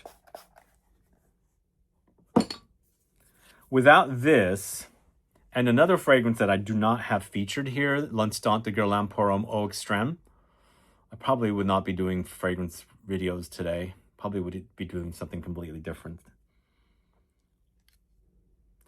Once again, this fragrance is neutered. It's gotten lighter. People used to pick up tar, a tar-like note. It's not really here anymore. You pick up the coffee and chocolatey touches, the patchouli. This stuff was super, super potent. And I've mentioned this story several times. One time I was visiting New Orleans in August of 2001, like a month before 9/11 happened, because I remember I was also going to go to New York City in October of 21, and I canceled it after 9/11. But I went to New Orleans and we were at a bar, and bartenders were shifting, shifts were switching, and a new bartender came in and had a bottle of Mugler Amen, and this guy spritzed on probably 20 sprays of Mugler Amen when it was like 110 outside, probably in the humid weather, and I was like in a cloud of Amen. It's moments like that that always stays in my mind, especially when it comes to fragrances. So it means a lot, this fragrance, to me. But yeah, it's coffee, it's patchouli, it's chocolatey, It's spicy. Also, there's aromatics in this as well. It was a very, very unique smell for me. Lots of meanings with that one. I love it. So that's Mugler's. Where is it? Amen. Then we're going to Diptyque's Philosophes. Yeah, it's important, although it's not one of my favorite fig fragrances, but it's an important fragrance. In fact, I think this is the fig fragrance that most people discover first when they're looking for a fig fragrance. Olivia Jacobetti created this along with, there's a video on the channel I did of this with Premier Figuier. Both fragrances are created by Olivia Jacobetti. Both are kind of similar smelling, both fig focused, more fig leaves and coconutty milkiness rather than the fig fruit. And one is appreciated more than other. I believe the Diptyque is a more popular seller in comparison to the L'Artisan. So go catch that video. It's with Dahlia if you guys want to watch that comparison. But I've kind of gotten bored of this particular profile.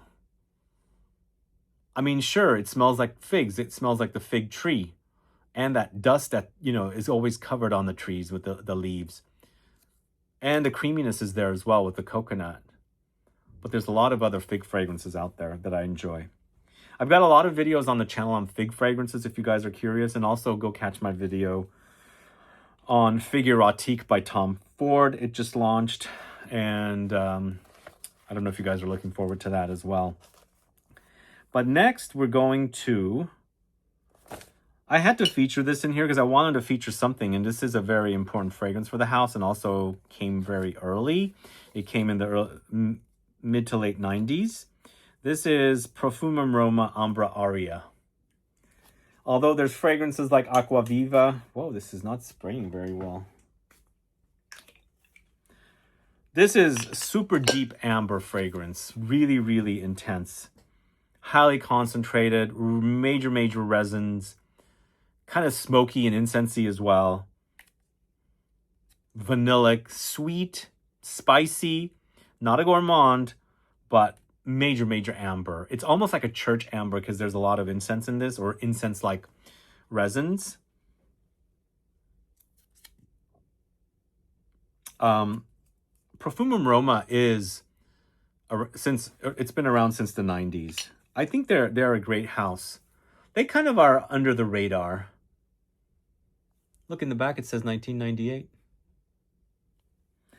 I did not know that they put the year on the back. Very interesting. Let me know if you're a fan of Perfume Roma. What are your favorite fragrances? All right, important to get your nose on that one, but also this one, Jean-Claude Elena creation by Cartier. This is Declaration. This is a fragrance profile that's been copied not only by Jean-Claude Elena himself for other fragrances, but also by other perfumers as well. I think Jean-Claude Elena brought that kind of DNA for a fragrance part of the Hermes Terre d'Hermes collection. Eau Très Fraîche has a similarity to this fragrance. But it's super spicy, woody. It's a masculine offering. It's got some light kind of cuminy touches, but it's like caraway, not super musky, sweaty smelling. But I love it. It's a great smell. I prefer the Parfum over this, but I think the original is where it's at with how important it is for you guys to get your nose on. So must get your nose on that one ASAP if you like woody masculine offerings. But we're going back to another amber, and this time we're going to the house of Serge Lutens. This is Ambre Sultan. Ambre Sultan is one of the best amber fragrances. I think for me, what happened was I bought a bottle of Maître Parfumeur Gantier's Ambre Presso in the early 2010s. Then I bought this. And even though they're ambers, they're so different. What I like about this, it's got some bright aromatics. like herbs. That contrast, it's almost like there's thyme. Maybe oregano. Something in that kind of side of aromatics that kind of make it stand out. But also what I like about this Ambre Sultan reminds me a little bit of Absolute Pour Le Soir. It also reminds me a little bit of Mitsa. Absolute Pour Le Soir was recently brought back as an exclusive fragrance by MFK for their website. And Mitsa is the Dior Privé fragrance that was my very first Dior Privé fragrance in like 2012.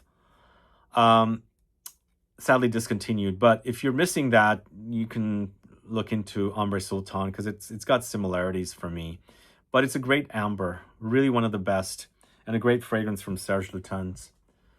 I love the brand, really, really love it. I've got various videos on the channel for this brand. Go check it out on the channel. Just search for Serge Lutens, and we're going to the house of Frederic Malle. It's Musk Ravageur, launched in 2000. And I believe Frederic Malle launched in 2000 as well. I discovered it in 2012, 12 years after its launch. But Musk Ravageur, even though it's gotten reformulated, it's lost its musk. There's musk in here still, but it's kind of lost its funk, I should say. The funkiness of the musk is no longer there, but it's kind of become sweet and ambery now. Really great musk, but more gourmand-leaning musk, I should say. But very important fragrance. It's probably one of the top sellers of Frederic Malle, next to Portrait of a Lady. So good. I love that. So that was from the year 2000. We're going to a feminine fragrance next from the year 2001. It's Dolce & Gabbana's Light Blue. Dolce & Gabbana Light Blue by Olivier Cresp. It's an important fragrance. I think Creed has... I don't even know if Creed still has Jardin d'Amalfi. Reminds me of one another. It's a juicy... apple fruity, freshy. Some spices in there. I like it. I don't think it's very feminine. I mean, especially knowing that Jardin d'Amalfi has similarities. It's fun. It's a fun, playful fragrance, I think. And again, not super feminine. That's Light Blue for the ladies from Dolce & Gabbana, launched in 2001. Then we've got Mugler Cologne. I wasn't able to bring down my OG Mugler Cologne, so this is the Come Together version. It was also recently relaunched, and I haven't seen it anywhere yet. Who's a fan of this? So this is the third fragrance in the Mugler house. Angel, Amen. So Angel in 92, Amen in 96. Cologne in 2001. I think, though, they were producing flankers of Angel up until they launched Cologne. I don't remember when they started producing flankers of Angel, but one of the popular ones was Angel Innocent, which I remember smelling. I think my mom wore it. She's a big fan of Angel. But Cologne, wow. It's so good. I wore so much of this. I had just started going to a gym here, kind of a fancy gym, and I had my bottle of it in my gym bag. I'd wear it all the time. I think it was an appropriate gym fragrance. It's light, fresh, clean, crisp, citrusy, citrus flowers, citrus leaves, and musk. I believe it's an Alberto Moria's creation, from what I remember, and from what I had heard. Thierry Mugler had gone to Morocco and he came across a soap and he asked Alberto Morias to recreate that soap as a fragrance. That's what I had heard. Both of these came out in 2001 and both of them are Firmenich perfumers. I can't remember if Olivier Cresp was at Firmenich at the time, most likely. So they both created those freshies and they've been around for a long time. But yeah, Mugler Cologne, I love it. There is something shampoo-y about it, but in a good way. The cologne, the Mugler cologne. All right, so there's a fragrance called Incense Avignon from Comme des Garçons. And I first discovered it around 2005 or 6. It came out in 2001. And I was blown away how it smelled. So my sister had bought me a candle from Lucky Scent. She got me a candle of Hotel Coast from the Hotel Coast candles. Lucky Scent was selling them. And Lucky Scent sent it to me, and they included some samples of Comme des Garçons. And I was like, whoa, what the heck? This is so good. So I've been a fan of it. Although I've kind of dipped for my appreciation of straightforward incense fragrances. But to me, it's one of the best incense fragrances of all time. So if you love incense, you must get your nose on this one. Absolutely must. It's spicy. It's smoky. It's resinous and ambery. Plus, it's got some light sweetness in the base. Light. But it's super cold fragrance like incense is. And even though incense is burned, it comes off very cold to me. So that is created by Bertrand Duchaufour. I'm sure you guys know.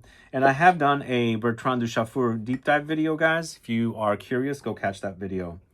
But next, we're going to the house of Parfum d'Empire. This is... Wait, Comme des Garçons Incense Series Avignon was 2002, if I didn't say that correctly. But the next fragrance from Parfum d'Empire, Ambre Rousse, one of my favorite fragrances. Must get your nose on this amber. I guess I decided to feature a lot of amber fragrances, but I actually discovered this.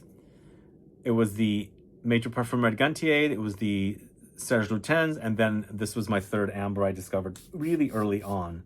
And I really, really love this amber. I haven't spoken about it for a long time, but it's kind of, well, there's like a fruitiness in here. It almost smells like there's dried fruitiness, but it's super spicy and it's a bit champagne-y. So there's a fizziness about it, but it's resins, but it's not dark and smoky as much as like some of the other ambers I was talking about. It's quite bright.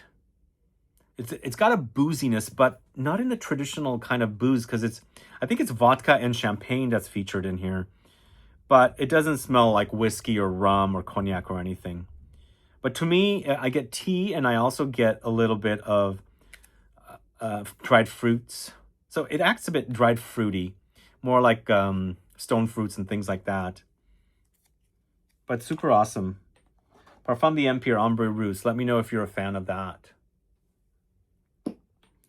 Then we've got a fragrance for the ladies, and I wanted to feature the male equivalent of this that launched around the same time. I don't, because it's discontinued. But I have to feature the women's, and I've got a kind of a vintage bottle here. It's Narciso Rodriguez for her. So Narciso Rodriguez for him, sadly, is discontinued because it's such an awesome scent it is. It's a Francis Cruikshank creation. This also is a Francis Cruikshank creation, but according to my research, I think it's with Christine Nagel. This is one of the OG modern musk fragrances for the ladies. It's clean. It's a bit rosy and also a bit patchouli-esque, earthy. But also there's a major soapy quality about it. This seems pretty light, though. It is an eau de toilette.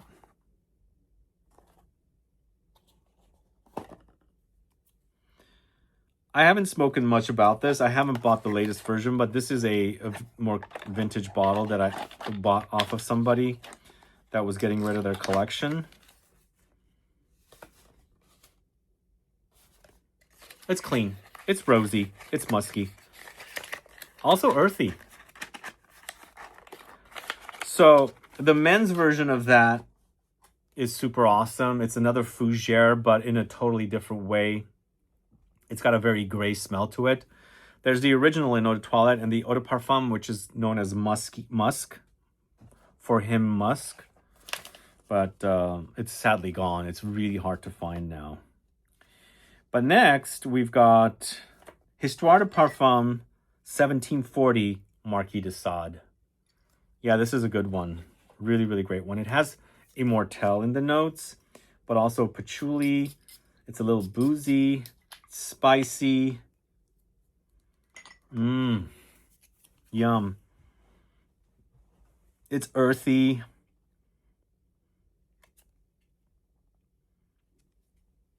I think this is definitely one of the best from Histoire de Parfum. I went through a lot of that. It's actually quite sexy. I think it's fitting of Marquis de Sade as well. I like its booziness, earthiness, spiciness. That's good. That's really good. It's been a while since I've pulled 1740, but that's quite good. So that is from the year 2004. The Narciso Rodriguez was 2003. Now we've got a fragrance from the house of L'Artisan Parfumeur, finally, with Timbuktu, another Bertrand de Chauffour creation. This is also a vetiver patchouli combo fragrance, and it comes off boozy to me. I think it's the patchouli that sometimes does that. Vetiver and patchouli, what a great combo. Two earthy notes, so differently smelling. And they kind of balance each other out.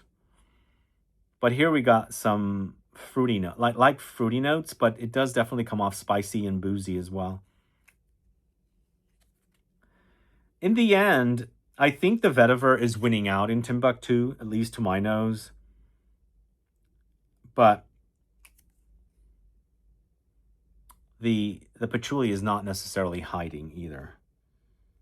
Timbuktu is so good. Really awesome. I hope it's still selling. I made sure to double check to make sure all of these are still selling. But the next fragrance, going to the house of Tower Perfumes. This is L'air du Désert Marocain. Must get your nose on this one too, guys. Really, really important in the world of artisanal or more indie niche fragrances. Another amber, too. But this is an amber unlike all the other ambers. This is a dry, dusty amber. Also an amber with not necessarily only resins and balsams and vanillic notes. This says ambergris. But also what's unique about this is the petitgrain and the coriander. Good stuff. Now, he just launched the new version. I think it was the ELIXIR. Quite pricey, but it was really good when I tested it out. But the OG, L'air du Désert Marocain, oh my God, it's good. Yeah, it's a great amber. So good. Let me know if you're familiar with that. If you haven't gotten your nose on that, please do. It's so, so awesome. All right, next up, going to the house of Tom Ford. This is Black Orchid.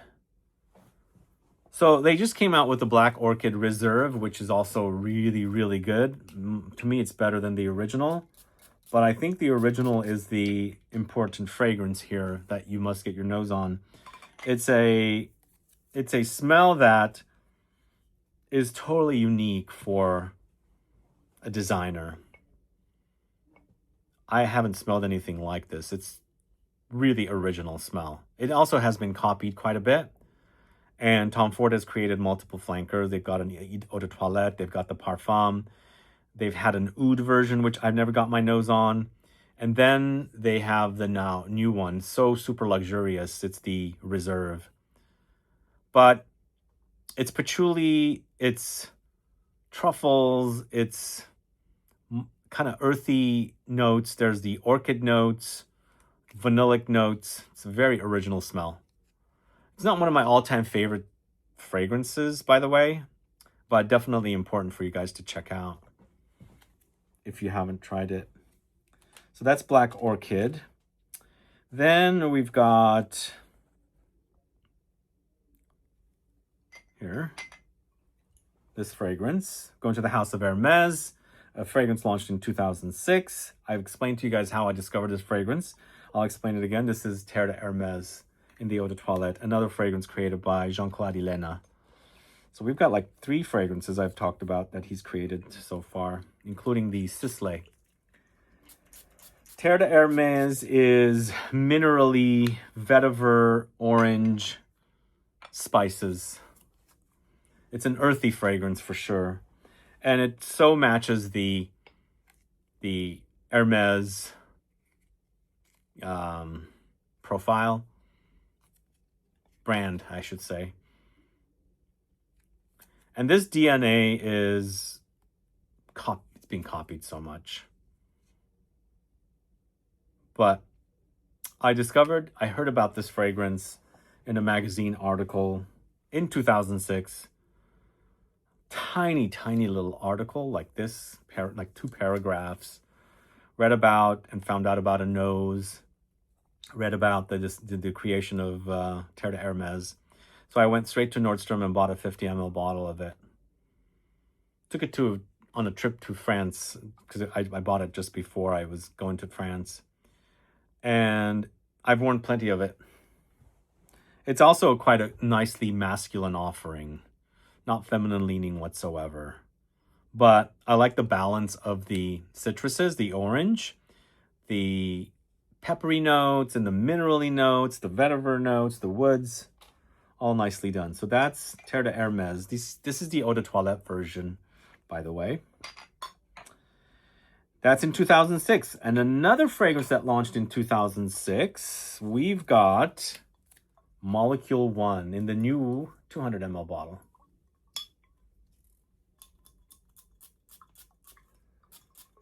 This is a cult classic. Major, major cult classic fragrance. And I should say, the first time I smelled it was 2012. I had to try it 7 times before I actually started smelling that fragrance. I was completely nose blind to it. I couldn't smell it. But right now, I'm smelling it, obviously. I can smell it. And I can actually smell it more projecting off of somebody than on the strip, obviously. But yeah, I can smell it now. It's a kind of a soft and musky, almost creamy, woody fragrance.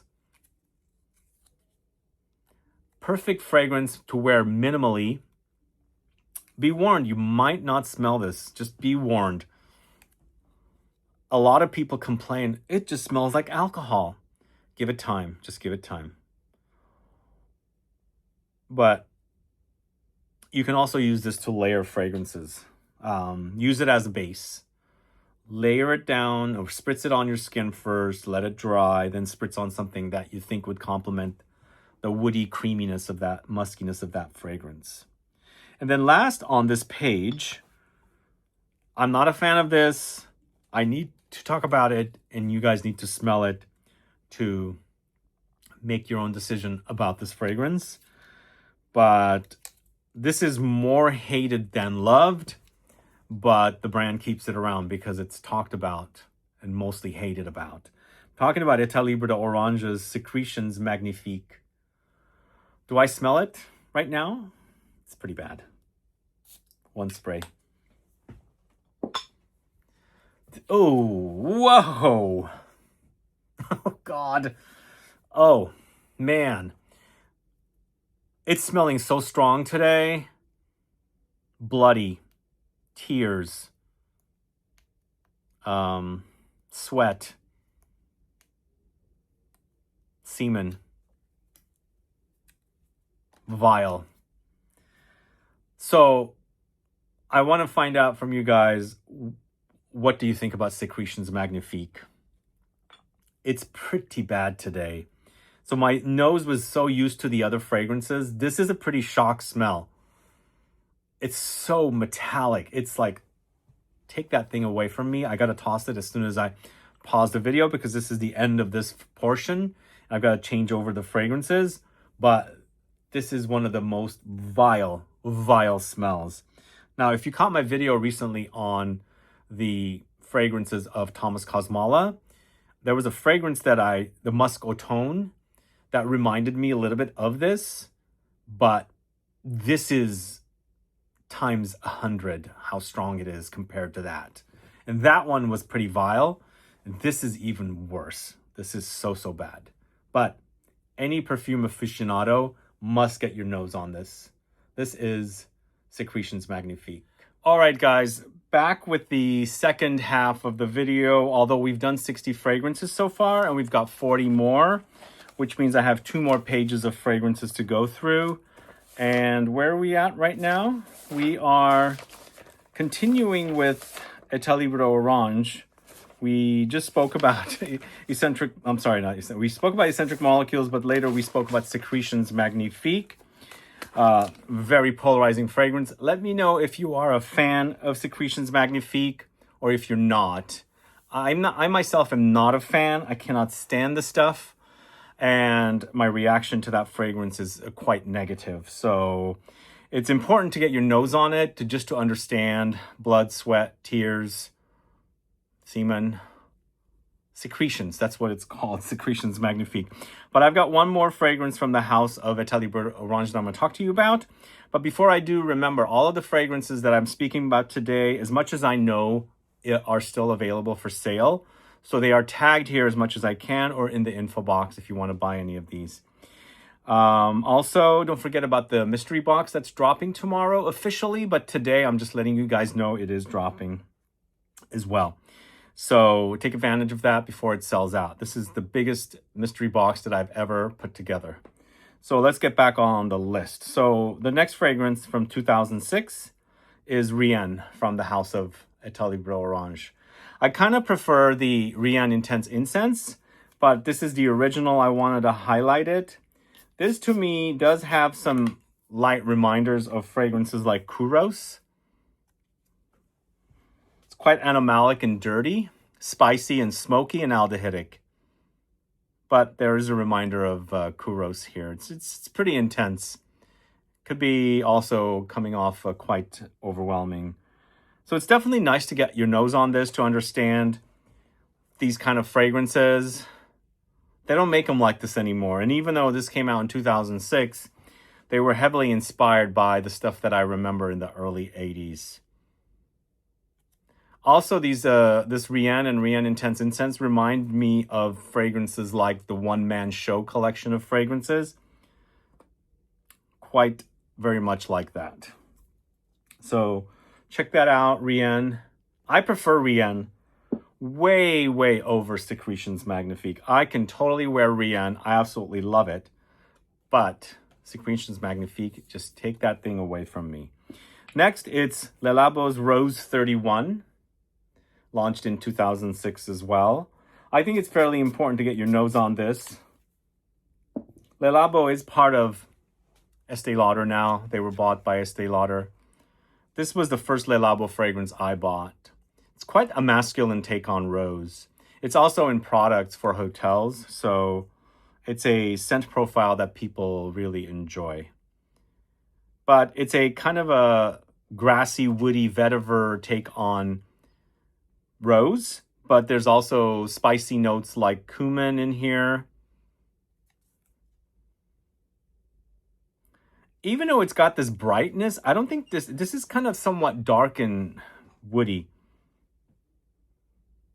And again, it's a very masculine rose. This is not a rose that's feminine and girly and things like that. It's quite butch. I think everything surrounding the rose in this fragrance is quite masculine. So definitely my first Le Labo love. I do have another Le Labo coming up. I'm not the biggest fan of, but I highlight it because it's something you should get your nose on and make your decision if you like it or not. But the Rose 31 I really do appreciate. The next fragrance is Love Don't Be Shy from the house of by Kilian. Love Don't Be Shy is an important fragrance. It's the idea of taking vanillic marshmallow and combining it with orange blossom. And it's a delicacy that I'm very familiar with eating. It's quite tasty. I don't know if you guys have ever had any delicacies with orange blossom in it, but I guess in all of the Mediterranean, including France, where this is inspired by some French delicacies, but in the Mediterranean, The neroli orange blossom is utilized in desserts and cooking and things. So for me, this was definitely something I really enjoyed quite a bit. And I think it's one of the first of its kind to do the combo of orange blossom with the kind of creamy, milky, vanillic sweet notes. So it's important that you get your nose on this. And then along the way, you'll find a ton of others that are quite similar. Some kind of go into more green direction, utilizing the leaves of the orange, bitter orange tree. Some goes into more almondy direction. There's all kinds of variations of that style. So, and I think it was definitely, I was using that quite early on.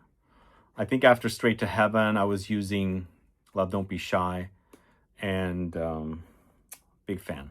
But next, another Estee Lauder brand. This is Tom Ford Tobacco Vanille. So important as a fragrance. Must get your nose on this. Still to this day, it's definitely an awesome scent from this house. They've never done any flankers for this. I think the fragrance sells on its own. It's a profile that people love. It's a tobacco, somewhat ashy, mixed with a dry vanilla. Along the way, there's like holiday spices, cloves, maybe cinnamon, maybe some ginger. There's also fruity notes in here, maybe some light cacao touches. So good. Really, really wonderful. I've spoken so much about Tobacco Vanille, and we just spent Thanksgiving. Unfortunately, I didn't wear it this year. I wore 54 as my Thanksgiving Day scent, but it's definitely makes for a great holiday themed fragrance. But one more fragrance from Tom Ford, although we've got a total of 4 in this video. This is Noir de Noir. Noir de Noir, wow, it's so amazing. This fragrance is so super sexy. The way it's made, it's supposed to be a chypre, but I guess it acts like a chypre. It has mossy notes, earthy notes like patchouli and truffles. It has rose, of course, but once again, like the Rose 31, it's not super feminine, I should say, although I think this is a bit more feminine than the Rose 31. But it's quite dark and noir and mysterious. Really love that profile. I was wearing so much of Noir de Noir for a long time when I first got into it. It still remains to be one of the best by Tom Ford, and one of the earliest as well. And I think that was the initial drop of Tom Ford fragrances private blend fragrances in like 2007. Because I think Black Orchid came out in 2006, and then they dropped the private blend collection, which actually included Oud Wood, Tobacco Vanille, Noir de Noir, Tuscan Leather, maybe a few others I can't remember, which probably are no longer selling, but the ones I mentioned are still selling.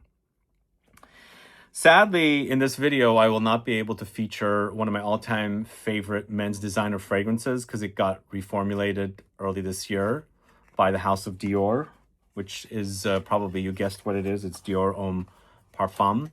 The original launched in 2014, the remake launched in 2020, from 75 ml to 100 ml bottle, but this year they did that horrid redo of butchering the fragrance and making something so mass market. But I can go ahead and include Dior Homme Intense because it's still selling.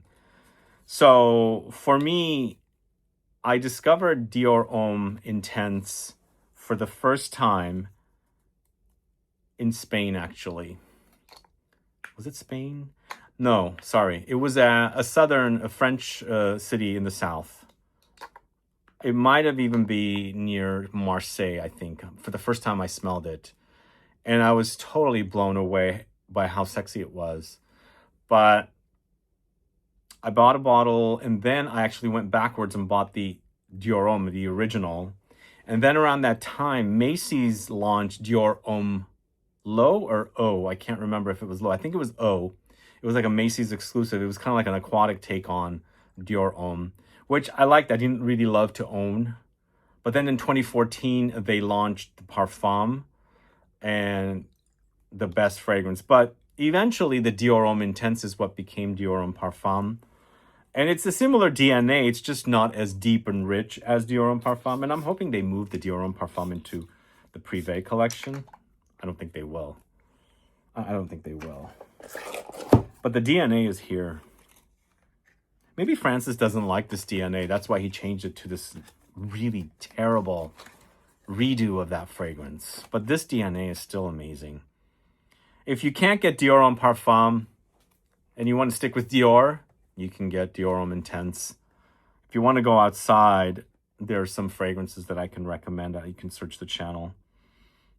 But Dior Homme Intense is good. It's really good. It's just not as deep and rich, but it's very powdery, lipsticky, makeup-y, musky, maybe a bit aromatic, like herbs and like lavender. But this DNA is amazing. It's super, super amazing. The original Dior Homme Intense launched in 2007. Then I believe it was brought back in 2011. But so good. Let me know if you are a fan of Dior Homme Intense and you're enjoying that since you are a fan of Dior Homme Parfum. And maybe you love the new Dior Homme Parfum. What are your thoughts? Do add a comment. I know there are fans of it, but anybody that liked the original, I don't think likes the new one. But maybe there might be a rare exception out there. But this next fragrance has a lot of meaning for me as well. And I'm featuring it here as one of the best from Santa Maria Novella. And you must get your nose on it. It's Tobacco Toscano. I actually discovered this fragrance for the first time in the south of France, in the city of Cannes. And I've never been there before. And I was visiting for the day from Aix-en-Provence, and walking right past a Santa Maria Novella store. So I was with friends and we went to have lunch and I had to excuse myself to go back. Very friendly people working there, and I ended up walking out with a bottle of Tobacco Toscano. But for me, the Tobacco Toscano was so different than other tobacco fragrances. It was more of this creamy, smooth, almost like milky, lactonic, vanillic, gourmand thing rather than having anything to do with tobacco or ash. But in that case, or in this case, it's more about the leaves rather than the smoke. So, but to me, it reminds me of sandalwood because it's just so creamy, woody, and, smooth. I also think it's been changed since it's moved into this bottle. It does now seem a bit darker, but previously with the other caps, it was a lot more smoother and a lot more gourmand-esque. But it's a great one to get your nose on. There's a lot of great fragrances from this house. This is an eau de cologne, sadly, but they are now making eau de parfum fragrances or stronger fragrances. One of them is the Magnolia, which I absolutely love, so get your nose on that one as well. But the Tobacco Toscano is a no-brainer. You must get your nose on that. And then we've got, in 2009, the Tobacco Toscano was launched in 2008. I discovered it around 2012. I bought it in Cannes. But this next one is Black Afghano. This also I discovered in 2012. I actually went to Barney's to check this one out because everybody was talking about it. And I had just started shooting YouTube content on the previous channel. And most everybody was talking about Black Afghano. And I had to go check it out and see what it's all about. It's a pretty original smell. I don't think it's one of the best fragrances, but at the time, I don't think anything like this had launched. I mean, I have another story about the time I went to buy Black Afghano. I'll tell you when I get to that fragrance, which is coming right up. It's dark and smoky. I think it has coffee and it has this kind of a hashish vibe.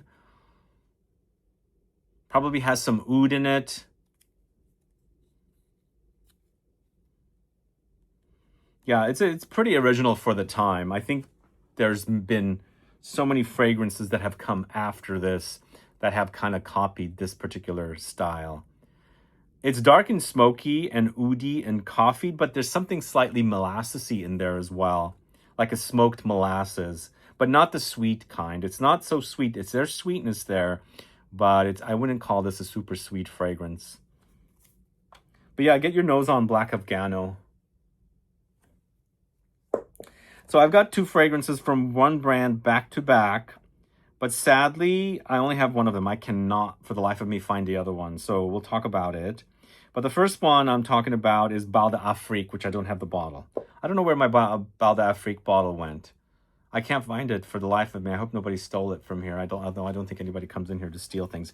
But Bal d'Afrique is one of the very first Byredo fragrances I got into. I really liked it for a simplistic take on vetiver. I find it to be super unisex. I find vetiver in general to be a more masculine note, but I find Bal d'Afrique to be super unisex as a vetiver note, and I think a lot of women tend to like it as well. I think it's got that marigold note in it, but Bal d'Afrique also, since it's one of the more popular fragrances, it's been duped and copied so many times or inspired by other brands. And definitely, if you like woody fragrances, spicy, a bit floral, check that one out. And I've actually seen hotel products of that particular scent. I was at a hotel in Spain one time, and the products they were using, even though they weren't Byredo, instantly thought of Bal d'Afrique. So I think that scent profile has been copied quite a bit. So I've actually, used those kind of products. But the scent profile is awesome. I think Bal d'Afrique is great. And if you're looking for something more unisex leaning for a vetiver fragrance, check out Bal d'Afrique. And I think it is definitely one of the more popular from the brand, one of the more popular ones. And now that they're launching the Absolute versions of their fragrances, they do have an Absolute of Bal d'Afrique. So it makes sense that they have... it's popular. But I think one of the other more popular fragrances is Blanche, which also has a Absolute version now. And Blanche is an aldehydic clean fragrance, almost laundry-like fresh.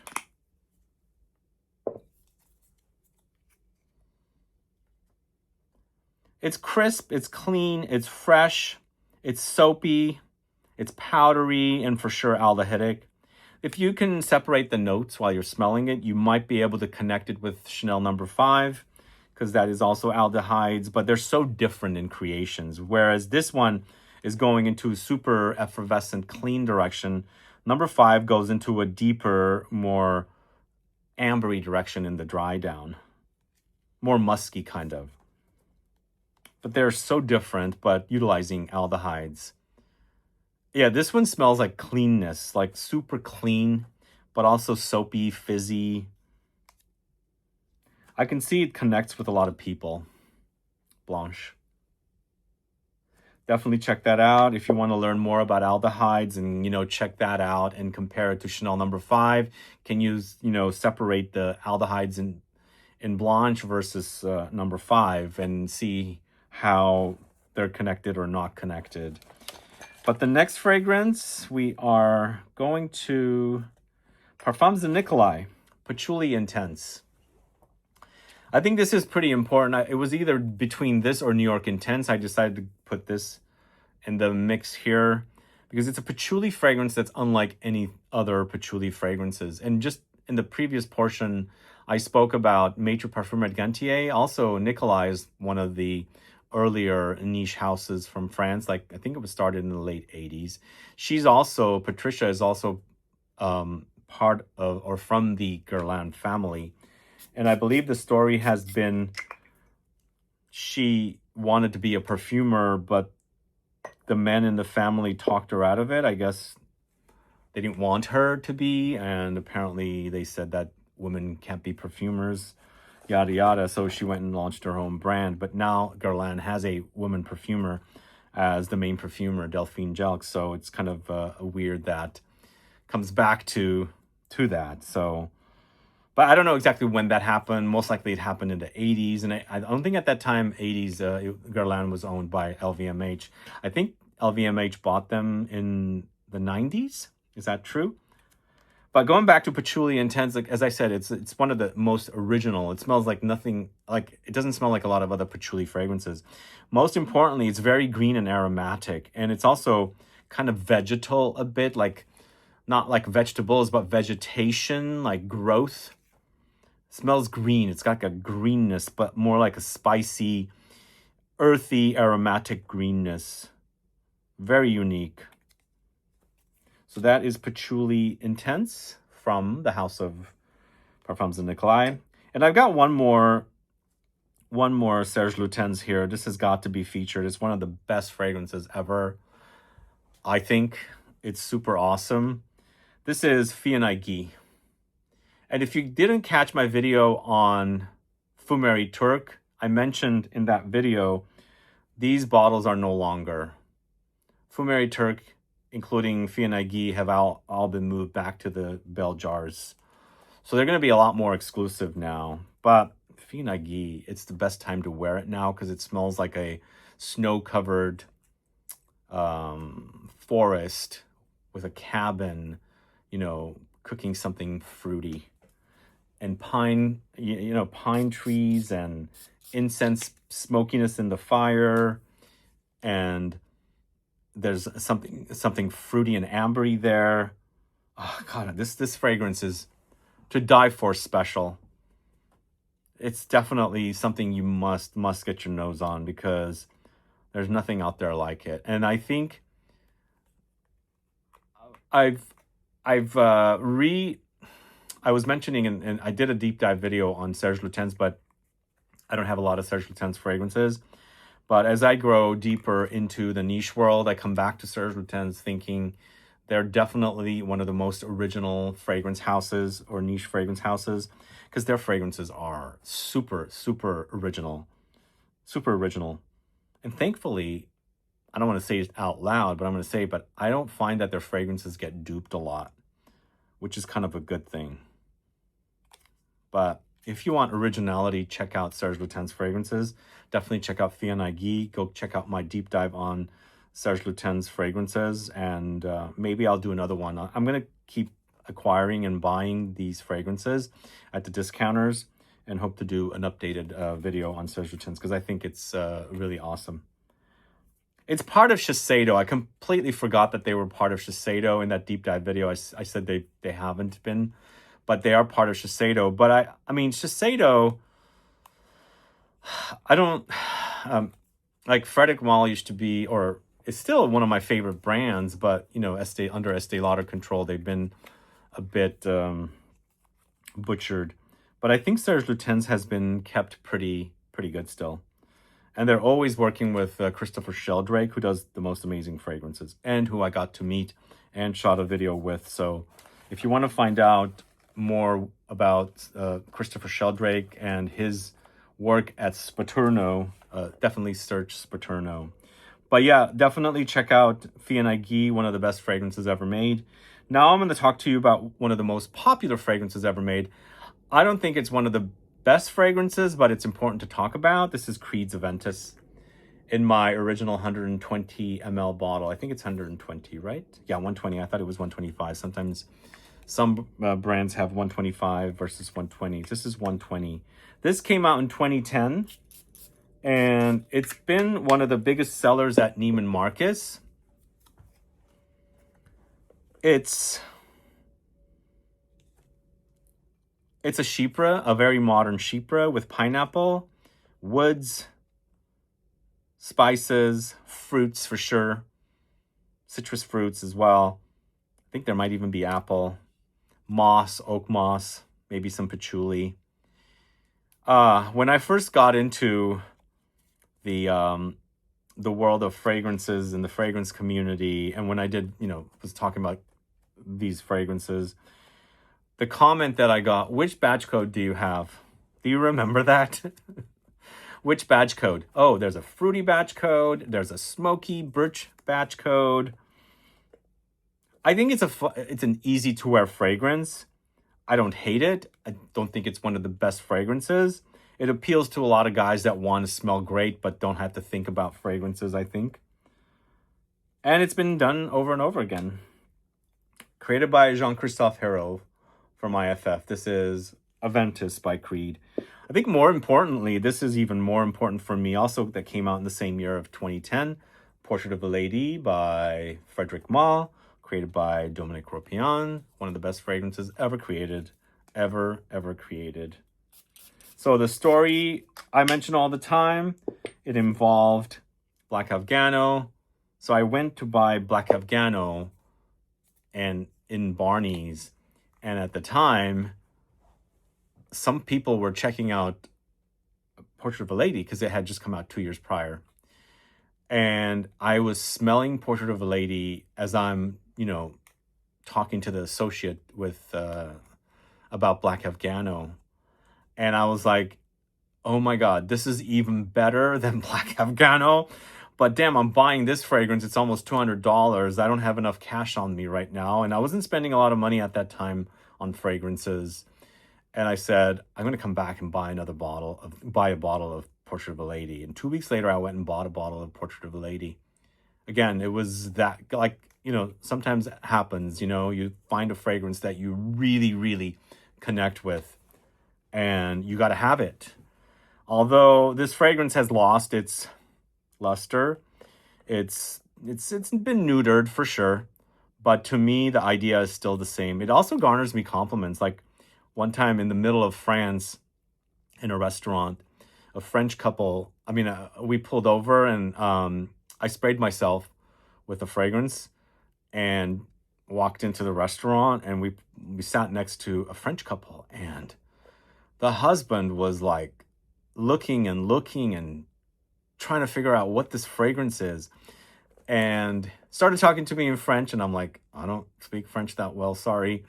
We communicated, and luckily I had my bottle with me because it was a 50 ml bottle. I took it out and showed it, and he didn't even know the brand. This is probably around 2013, so the fragrance had just come out for 3 years. So I hope he ended up buying a bottle, but it's that kind of fragrance. It's an awesome scent. This has also been duped, copied, and inspired from all over the place. But it's important for you to check it out. I think it's a very important fragrance. One of the best ever. And Dominique Ropion created it, so it's definitely, he's a genius with a lot of his fragrances, not everything. But another important fragrance for you to try is this one, also launched in 2010, from the house of Juliette Has a Gun, Not a Perfume. Got to get your nose on this and see if you can smell anything, because damn, you can't smell anything, because it's Cetalox, which is basically similar to Ambroxan. But this is not Superdose. Superdose you can smell. There's a version of this called Not a Perfume Superdose. You can smell that. It is so overwhelmingly intense. This is so minimalistic, there's hardly anything there. But if your nose is sensitive, you'll pick up something. It's very faint. It's a skin scent. It's musky. It's woody. It's ambery. A little aquatic. A little dusty, powdery. But super close to the skin. When you first smell it and you haven't smelled fragrances like this, you probably say, no, I can't smell anything. There's nothing there. There's something there. It's just minimalist. That's why it's called Not a Perfume. Okay, another Creed fragrance. We've got two. It's one of my favorites. In fact, it might be my favorite. It's Royal Oud, created by Julien Rascanet. Julien Rascanet does create fragrances for Creed. Actually, this has been one of my favorite fragrances from Creed for such a long time. And also, one of my other favorites was Vetiver and Geranium. Both of those were created by Julien Rascanet. I think Vetiver and Geranium or Geranium Vetiver. I can't remember which way it went. I think that one's discontinued. This one's still around. This, to me, is super green and powdery, but I always got a smokiness from this. It acted smoky, almost like an ashy ashtray, cigarette ashtray, with green things covered with it. But I think it's definitely, again, most important to get your nose on this. I think it's a really original scent. Not much oud or any oud in here. I think it's woods mostly, or maybe a slight accord for something oudy, but so good. It's really, really classy. I absolutely love this. It's light though. It's not super intense, unfortunately. But going to the house of Javoy, it's psychedelic. We've got to have this one on the list. Psychedelic is super awesome. Really, really great fragrance. I fell in love with this. I mean, it launched in 2011. I fell in love with it 2015 January. I remember dates of when I discovered fragrances. So this is that chocolate cakey patchouli, sort of similar like Reminiscence patchouli. It's chock full of resins and ambery notes and balsamic notes, vanillic notes. So it creates that chocolate cakey effect. But it's not a gourmand. There's actually booziness here. And for some reason today I'm getting smokiness as well. So the resins might have some smoky touches, but it's good. It's really, really good. Super sexy. You can layer this with Juice Boxes 54. Definitely worth trying that if you want to amp up the patchouli in Juice Boxes 54. Or you can also layer 54 with Sorriso, amp up the chocolate. But either way, really love 54. I love 54, but psychedelic is awesome. But this next one, I decided to put it here. I see some bottles, and while I was in Beijing, not Shanghai, I did discover that the store is still around. I mean, the brand. This is Orange Sanguine from Atelier Cologne. I think it's quite important to get your nose on this. It's such a realistic orange fragrance, and I do see stock out there of this. It's still selling. It's supposed to be blood orange. Orange Sanguine is blood orange. Oh man, it smells realistic, the orange. Like the right amount of tartness, the right amount of sweetness, the right amount of that zesty, bitter rind. It's almost like you're pouring a cup of orange juice and you can smell it like so potently. I think there's performance issues with this. It's a given, it's a citrus, but as a smell, it's really realistic. Totally worth getting your nose on. So that is Orange Sanguine from Atelier Cologne. So let me know if you've discovered that brand. Add a comment below. Let's move on to the next fragrance. So the next fragrance is not one that I appreciate, but I want to highlight it for you guys because, you know, it's people love it, people hate it. This is another fragrance from the house of Le Labo. It's Santal 33. Let me know if you're a fan. Let me know if you love it. Why do you love it? Let me know if you hate it. Why do you hate it? Do you get pickle juice? Yeah.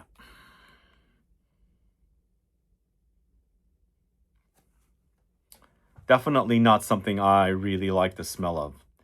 I guess I don't really hate it, but I mean, this versus something like Psychedelic, I much rather have Psychedelic. This is weirdly pickle juicy, yes. It's a lot of papyrus or cypriol is what you get in here. I think that's what's creating that pickle juiciness. But it's a sandalwood that's not creamy, and I like sandalwood also being on the creamy, milky, lactonic side. This is more like a crunchy sandalwood. Going back to the pickles again. Not a favorite, but important that you get your nose on. It's one of the most popular fragrances from Le Labo. It came out after Rose 31 came out. All right, next we've got a fragrance from the house of Montal. It's Black Oud. So Black Oud is a really awesome Western oud with lots of rose and patchouli together. And you know me and patchouli, this is a great combo. If it's just rose and oud, it's fine, but I think the addition of the the addition of the patchouli makes it much more sexy. It makes it sexier. I love it. I think there might be a bit of saffron in here as well to give it a slight leathery edge. But lots of patchouli with the rose and the oud. And the oud, as I said, it's not the Middle Eastern kind of realistic animalic oud. It's just a very Western oud. If you're familiar with like Gold Rose Oud from Tiziana Terenzi, Rose d'Arabi from Armani, you're kind of familiar with this oud. So that came out in 2012. Now we're on to our last page of fragrances, the last 20. And I am throwing in one bonus as well afterwards. But the next fragrance is Interlude Man by Amouage. Very important fragrance, I think. I think when you strip away one ingredient from this, it makes it kind of like a lot of other fragrances. But this fragrance has one ingredient in it that makes it super original. And you know what note I'm talking about? It's the oregano. On the other side of that, it's smoky, it's resinous, it's amber, it's dark. But that oregano throws in a surprise smell. It's contrasts through all of those notes to give you a bit of a wake up, you know, like, whoa, did they really do that? Did they really add oregano in this fragrance? They sure did. It's original. I wouldn't say this is one of my all-time favorites from the house, but I appreciate its originality quite a bit. I think for a long time, it was also probably one of the most popular from the house. Most likely now it's Guidance. Yeah, that's Interlude Man. They've got two other versions of Interlude. They have Interlude Black Iris, and they also have the 53? Interlude 53, which is the extract, which I prefer over that. But I'm highlighting what is the original. And then this one is also very important, Herod by Parfums de Marly. I discovered it in 2014. I blind bought this, but it launched in 2012. Somebody actually commented recently. They were talking about how they use an oil to intensify this fragrance. And I recently tried it. I use a coconut body oil because I have very dry skin. And I used it and I put it on. And it actually enhanced the smell a little bit and made it a bit stronger. I find it to be not super potent like a lot of Parfums de Marly fragrances. It's a bit subdued, but as a smell, I think it's one of the most original from the line. It's created by Olivier Pechot, who passed away. He's from Givaudan. It's a tobacco with slight fruitiness, and there's vanilla for sure. But I find it to be super sexy. It's not tobacco vanille. It's got its own unique twist. It's got warm spices. Maybe a little ambery and woody in the dry down. But again, it's a super original smell. I love it. I really, really love it. It's still my favorite. It's my favorite Parfums de Marly. Herod. Let me know if you are a fan of Herod. Then we've got, from 2014, a fragrance from the house of Jo Malone. This is Wood Sage and Sea Salt. This is also very important. I think this is a very mass-appealing, crowd-pleasing top seller for the brand. And for Jo Malone, I met her, by the way. I met her in Dubai. I have a photo with her. For Jo Malone, coming off to be a bit more of a feminine brand, I think it's a pretty masculine offering. It's musky, it's aromatic, it's spicy, and salty. It doesn't act like a marine fragrance, but it gives you the idea of a marine fragrance because of the saltiness. I would say this is also very personal. I would also say it's not a very long-lasting fragrance, but it's definitely one of the best from the house. I really gravitate towards it. I think also because it has ambrette, it's a musky note, and I really love musky notes from the ambrette seeds. And I think that's another reason why I really love this one.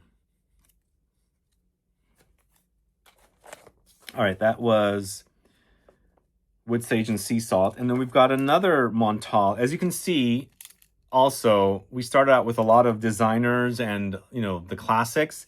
And throughout the years, we're going towards, things that you might have experienced more because they're more recent launches and they're still being talked about or spoken about. But this is Intense Cafe from the house of Montal. It's my very first Montal. This actually also was a fragrance that I turned on to so many people. Early on when I was starting out, we had a lot of friends that I knew that were executives at various offices and things like that. I would do little smell parties and they would come over and smell fragrances that I had never experienced before because I was buying fragrances and this is the first one I bought from Montal. And so many people fell in love with this. But what I like about it, it's got the Montal DNA, but it's so super cozy. It's got a milky lactonic quality, not much of a coffee idea presence, but maybe there is something in the background that's coffee-esque. But it's rose, vanilla, musky notes, ambery notes, light floral notes, and super milky lactonic. But the idea of a cafe is there. Only Montal can do the Rose Gourmand so well. It's Intense Cafe. That came out in 2014. They do have the Ristretto, which came out in 2019, I believe. All right, next we're going to the house of imaginary authors. Yes, I'm featuring an imaginary authors and probably one of the most original from the house and probably one of the ones that I enjoy quite a bit. It's A City on Fire. There. I actually went to an event here in the city for this launch of this fragrance with Josh Meyer of the brand at Tiger Lily Perfumery, which is no longer, it's now called Ministry of Scent. So that's the first time I met Josh Meyer and I bought a bottle of this. And it was the first real super smoky fragrance that I had ever experienced. And to this day, I think if you want something super smoky, I highly recommend you try this one. The thing about this one is behind all the super smokiness, there is a brightness there.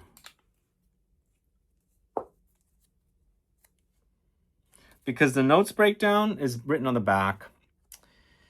Cade oil, spikenard, cardamom, clearwood, dark berries, labdanum, burnt match. Even labdanum can go smoky, and I can smell the labdanum in this. Labdanum is rock rose. If you've ever walked in Northern California and you've come across a patch of labdanum rock rose bushes, especially in the autumn when it's super hot and dry still, those things are so fragrant. They have this kind of a sticky, kind of smoky smell, which is what the labdanum is from the rock rose plant. So it's also known as cistus labdanum. I don't know where the labdanum for this comes from, but I've actually picked the flowers. Not much smell, I think, but you get this sticky kind of pasty kind of a feel when you're touching that plant. And I've actually seen the labdanum resin. It's kind of a sticky paste. So they've turned that plant into the sticky paste. But you can totally pick out the labdanum in this. But it's a great smoky scent. Super awesome. Definitely one of the best. One of the best from the brand as well. City on Fire. Okay, next we go into the house of Xerjoff. It's 1861 Naxos.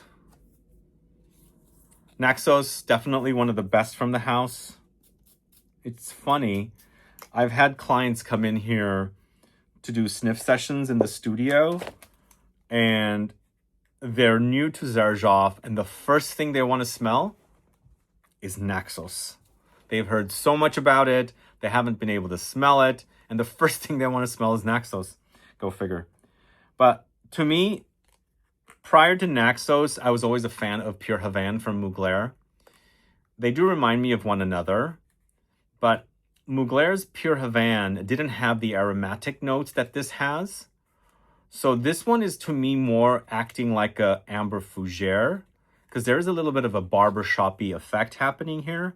and I didn't get that barbershop-y effect from Pure Havane. Pure Havane was tobacco, tonka, there's a cherry thing happening there, but you got that here, but you get a lot of the aromatic touches as well, which is so good. If you like a barbershop-y fragrance, but you like an ambery warmth about it, something tobacco-ish, try that. Really awesome. So that launched in 2015. Then we're going to the house of Maison Margiela, and it's By the Fireplace. So I first discovered By the Fireplace the time I discovered Santa Maria Novella Tobacco Toscano in the same city. I walked into a perfume shop that had just, I guess they had just received the replica fragrances there. I don't think By the Fireplace was out yet, but I discovered other fragrances and I was like, wow, these are interesting bottles.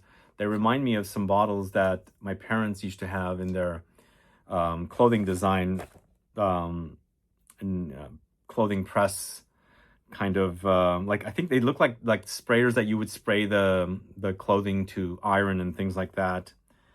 But this one actually is quite good for the brand. It's probably the most popular. I've actually smelled people wearing this out and about. It's a gourmandesque vanillic fragrance, smoky, but I wouldn't say the smoke in that is like something like real smoke that I get from something like a City on Fire. To me, it's more gourmand smoke. It's a bit more light, like a light take on smoke.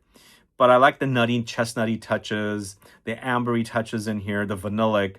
It's an original smell. It's really great. I think it's probably the first fragrance that any brands did utilizing the chestnut as a note, and I think chestnut has become popular throughout the years.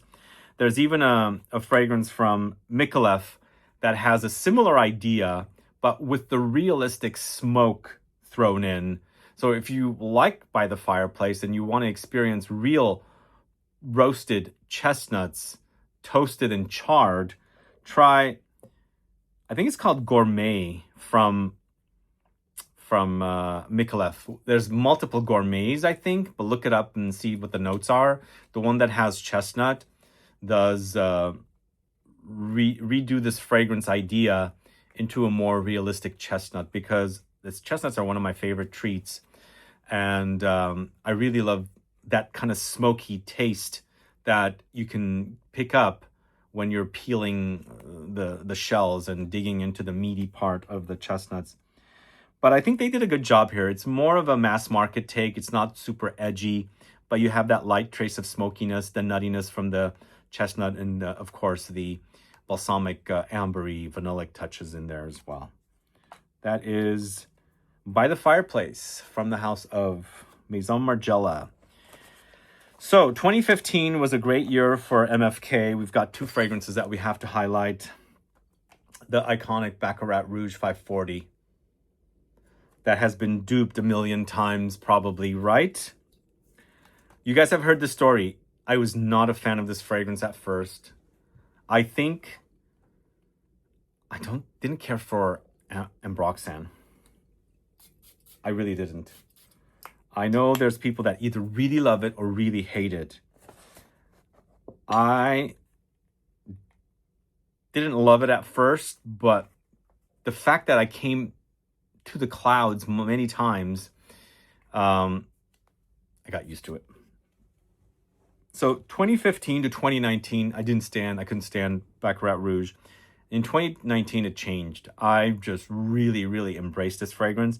I was talking about it quite a bit. I think it's a bit tired now. Too many dupey kind of fragrances came out that smelled like this, and the originality of this fragrance is lost. Plus, a lot of people were wearing it a lot, and so you smell it too much and get tired of it. But for me, as I said, I wasn't into it for 4 years. Then I got really into it because I was smelling quite a bit of it, and I found the smell to be sexy. But what is it? It's ambergris ambroxan combo with saffron. Maybe there's some jasmine in the notes. There's some woods, musk. It's super sexy. I still think it's a great scent, but I'm at a point where I've smelled it too much What do you guys think? I think it was loved too much. It was, then it was copied too much. And then it was like overdosed with that whole BR540 vibe. But this next one is also part of the MFK brand. This is Oud Satin Mood. So MFK, when they first launched, they had 4 ouds: the original oud, the Oud Silk Mood, Oud Cashmere Mood, and Oud Velvet Mood. I think when Oud Satin Mood came out, Cashmere and Velvet got discontinued, maybe a few years after. And I think this oud is probably the most mass oud. It's very mass appealing because it's got vanilla. It's got a cozy vibe. Also, I think his oud is not the... it's not the most challenging oud. It's very easy to wear.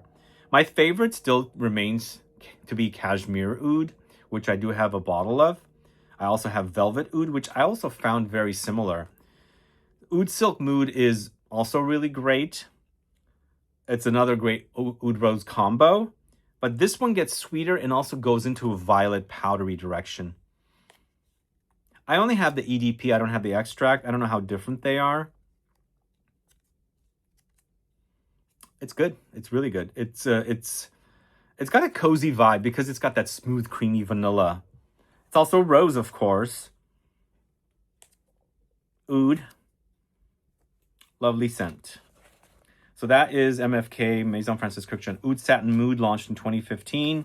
I do have to pause here because I forgot to bring out a fragrance. Okay, I remember when this fragrance first launched in 2015.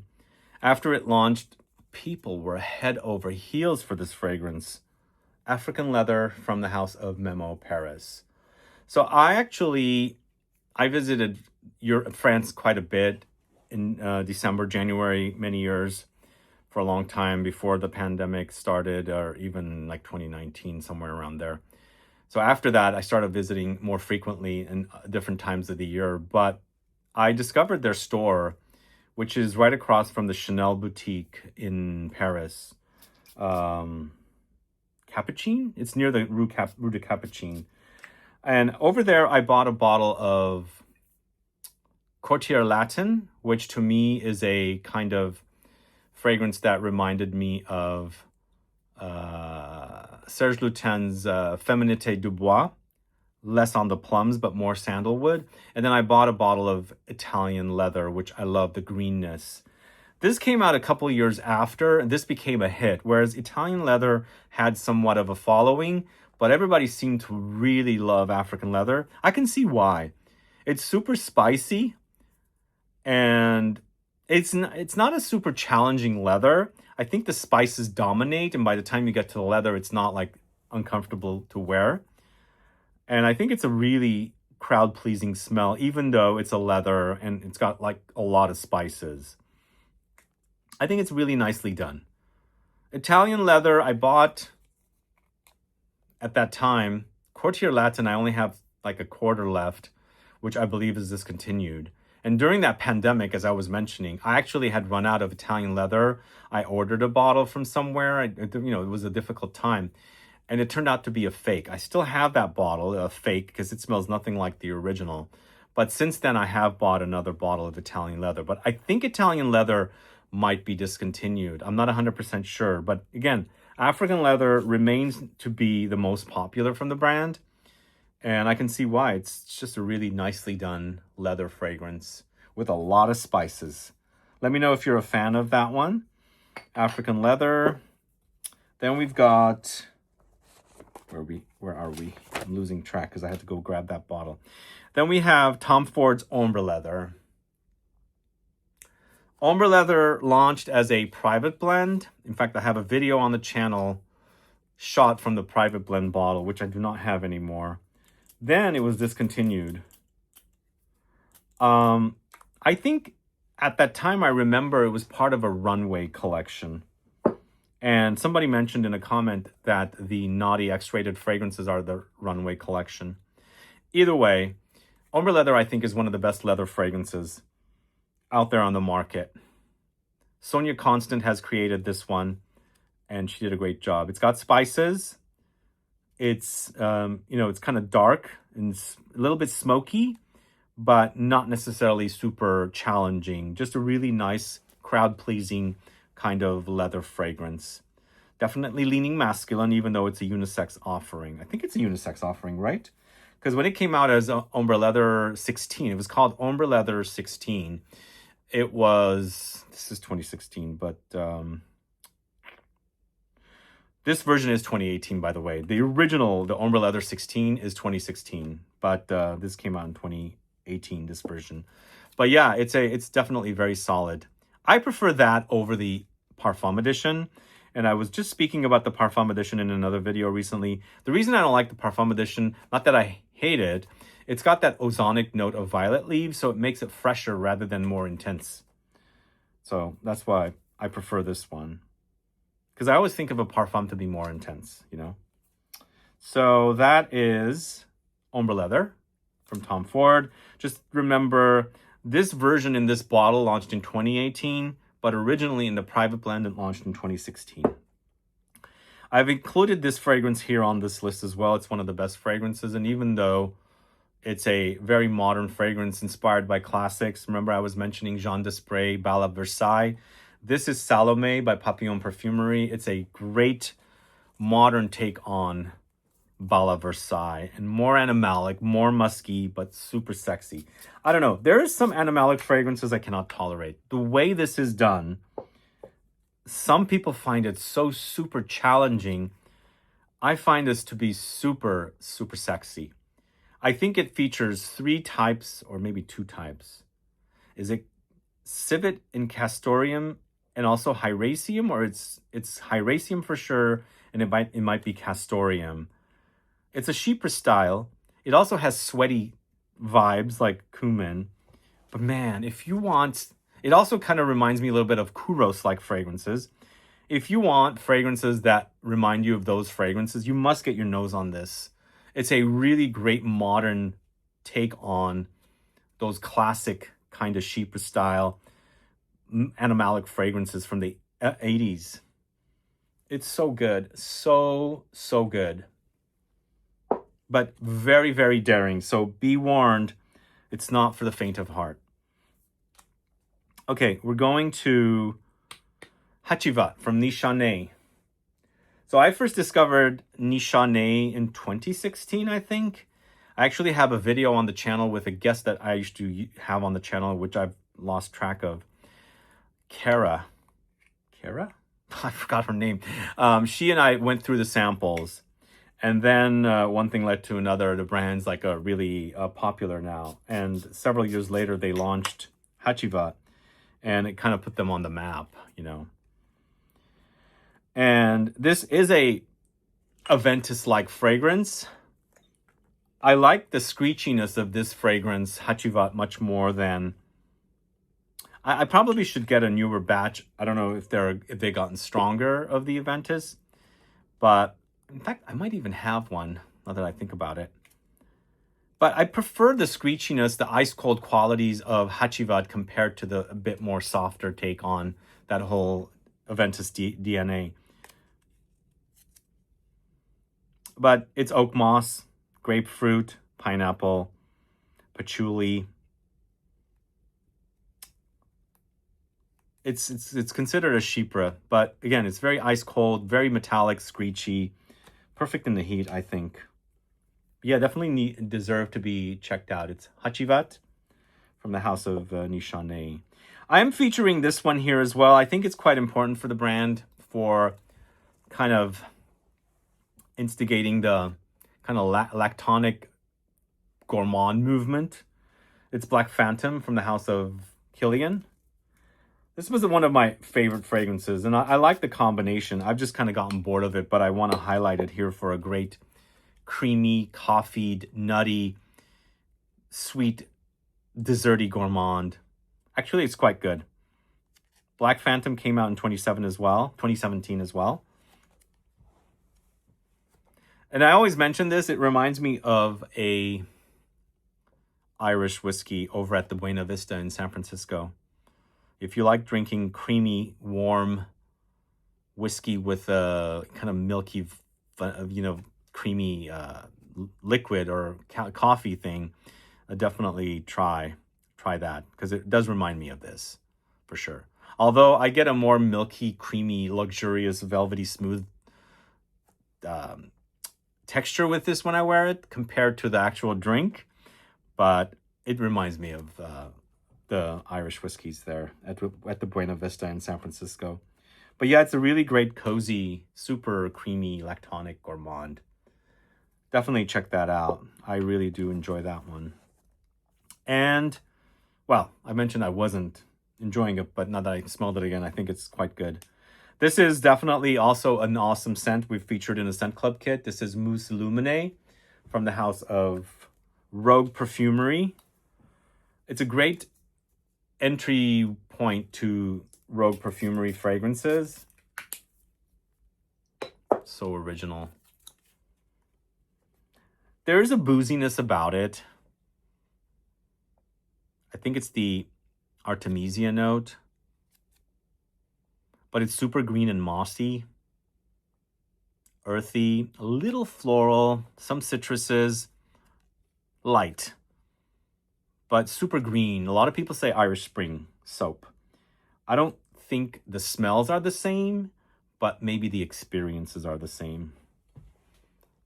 Yeah, we did feature this in a Scent Club kit. I was so grateful to have Manuel of Rogue to do that. It's a great scent if you don't know this fragrance. One of the best ever created, and most important for you guys to get your nose on. All right, we're going to the House of Louis Vuitton next. Ombre Nomade, probably one of the better luxury designer oud fragrances. Also very popular. A fragrance created by Jacques Cavalier. It's not super rosy. There's a faint touch of rose, and if you want to add rosiness to it, you can always Les Sables Roses. Is that what it's called? Yeah, Les Sables Roses. You can use that to layer with this. They really work wonderfully together. It complements one another. It's almost like they were made for each other to be layered together. But this is spicy. It's ambery. For sure, it's a Western oud, so it's not animalic, but it's really done in a nice way. So if you like the idea of Western oud that's super luxurious, I highly recommend Ombre Nomade. That's it. All right, next we've got Zoologist Perfumes B. Yeah, I know they switched their bottles. Kind of like these bottles, although I'm getting used to the other bottles as well. This too happens to be my favorite fragrance from the house. I think it's so super delicious. They might have other more challenging fragrances to explore, but I actually am a fan of this one. It's so super awesome. It's super honeyed, really, really floral with yellow flowers, a little almondy, nutty. Lightly. But, like, it's a bit waxy because it has that beeswaxy touch, but it's also very sweet and honeyed and very, very powdery. I love it. Really, really love it. My bottle has gotten super concentrated. It does smell like a beehive. I'm a big consumer of honey.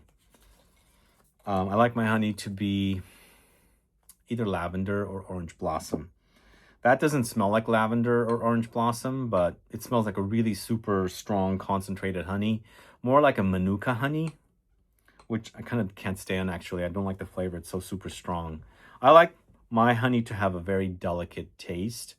Delicate with the flavor, like the taste of lavender or orange blossom, as I said. But another important fragrance that you must get your nose on is Marc-Antoine Barrois' Ganymede. This has become such a popular offering. A fragrance created by Contambiche. I think this is the only Contambiche fragrance we have here. Probably his biggest niche standout fragrance. It's ozonic, it's minerally, it's leathery, it's powdery and musky, and a bit fruity too. You've got the apple in here. But I think they're not really using apple. I think we're getting that apple effect from the violet leaves. Kind of similar to Brioni EDP, which had violet leaves. And in the Brioni EDP Intense, they threw in green apples. But I think they were creating that effect of the green apples with the violet leaves. I don't know, I could be wrong, but this fragrance has, you know, violet leaves and it has an apple-y quality, but I think maybe they're creating it with the violet leaves. But this dries down to be a bit of a leather because it has saffron-y touches. I think it's become quite popular. I'm not sure if it's as popular as something like Baccarat Rouge, but it's definitely got a following. And I like it. I think it's a really original fragrance. Ganymede from the house of Marc-Antoine Barrois. Launched in 2019. Also that same year, Nishane's Ani. Again, I've mentioned this a couple times. I had gotten bored of this. I pulled it out. I think when I pulled it out was when I did a deep dive on Nishane fragrances. And at that time I smelled it and I was like, this is so good. Cecile did such an amazing job on this. Then I also featured it in a video of Cecile's Orochium fragrances. At that time, same thing. Really awesome vanilla, masculine take on vanilla, sandalwoody, but super zingy, spicy up top. It has a lot of cardamom and ginger. It got also lemony touches. It's just a really awesome creation. Super intoxicating and addicting. Love the way this smells. I think it's my favorite Cecile's Orochium fragrance. Is that how I ranked it? I have a deep dive on Cecile's Orochium fragrances too, if you want to go catch that. Good stuff. Really awesome. Must get your nose on Nishane's Ani. I've got one bonus offering as well, but I'm going to end the list of the 100 with Imagination by Louis Vuitton. Another fragrance that I dismissed and then later got addicted to. This is Jacques Cavalier once again, and if you remember me talking about this, it's his signature, it's his trademark, these watery kind of fragrances. The Louis Vuitton fragrances, when they first launched the 7 feminine fragrances, all of them had a watery DNA. And I smell the watery DNA a lot in Imagination. Not in the Oud, for sure not in the Oud, but in the Les Sables, wait, is it Les Sables Roses, the Oud, the dark bottle rose? In that one, I get a lot of the watery effect. In fact, for that one, I kind of get a little cologne. But this Imagination is a simplistic fragrance, but super sexy. It's a tea-focused fragrance, fresh and citrusy, maybe a little spicy and woody, but I recommend it quite a bit. I think it might have as big of a following as something similar, ballpark like Aventus. But it's good, it's good. It actually smells even better on skin because the skin's own musk creates something a bit more interesting and exciting. So that's Imagination. All right, so that launched in 2021, and the bonus fragrance I'm throwing in here, I've got to include this, and you've got to get your nose on it because I was involved in the creation of it. This is 54 by Juicebox. This is also a Julien Rascanet creation, so I think we've had 2 of his fragrances in this list, 2 or 3. Yeah, it was a great experience to work with him and the founders of Juicebox, who are also the folks behind Costume National. This is once again a patchouli-focused fragrance. It's creamy, milky, lactonic. On the dry down, it becomes chocolate milky on my skin. But along the way, there's spices like cardamom and saffron. There's Davana in here. There's a pina colada, so coconutty, pineapple-y, creamy. There's also rum. There's sandalwood and tobacco, chocolate. Yum. It's a yummy combination of notes. So I'm really, really proud of this fragrance, and I I highly recommend you try it if you haven't yet. So that's 54. That launched last year. But that's the whole list for you guys. 100 fragrances you must smell before you die. Anyway, let me know which are your favorite fragrances. Do add a comment below. What's missing from this list? Of course, it's only 100. There's probably 200, 300 more. I couldn't all put into one list. And as I was saying earlier, you can't put in the discontinued fragrances if they're not selling anymore. That we'll do a separate video. We'll do a discontinued one like this, hopefully. Hopefully I'll get to it. That way, people go in knowing that they're not going to be able to buy those fragrances unless they find it at some shop that sells discontinued fragrances, or somewhere along the way, a flea market or eBay situation. But I know for sure these fragrances in this video, you can all buy. So you'll be able to buy these fragrances. But thanks so much for watching this very long form deep dive video. I know it's longer than normal, but this is 100 important fragrances plus a bonus right here, 54. So I hope you guys get to try these. Let me know if you have. Let me know your thoughts. Let me know if you're looking forward to trying something that you just heard about. Add a comment below. And don't forget to take advantage of the mystery box. It's officially dropping tomorrow. But if you got the email, you would have been able to hear about it, and you heard about it in this video. Thanks so much for watching. As I said, stay tuned for another video. Please like and share this video and subscribe to the channel so that you don't miss out on future videos. Goodbye.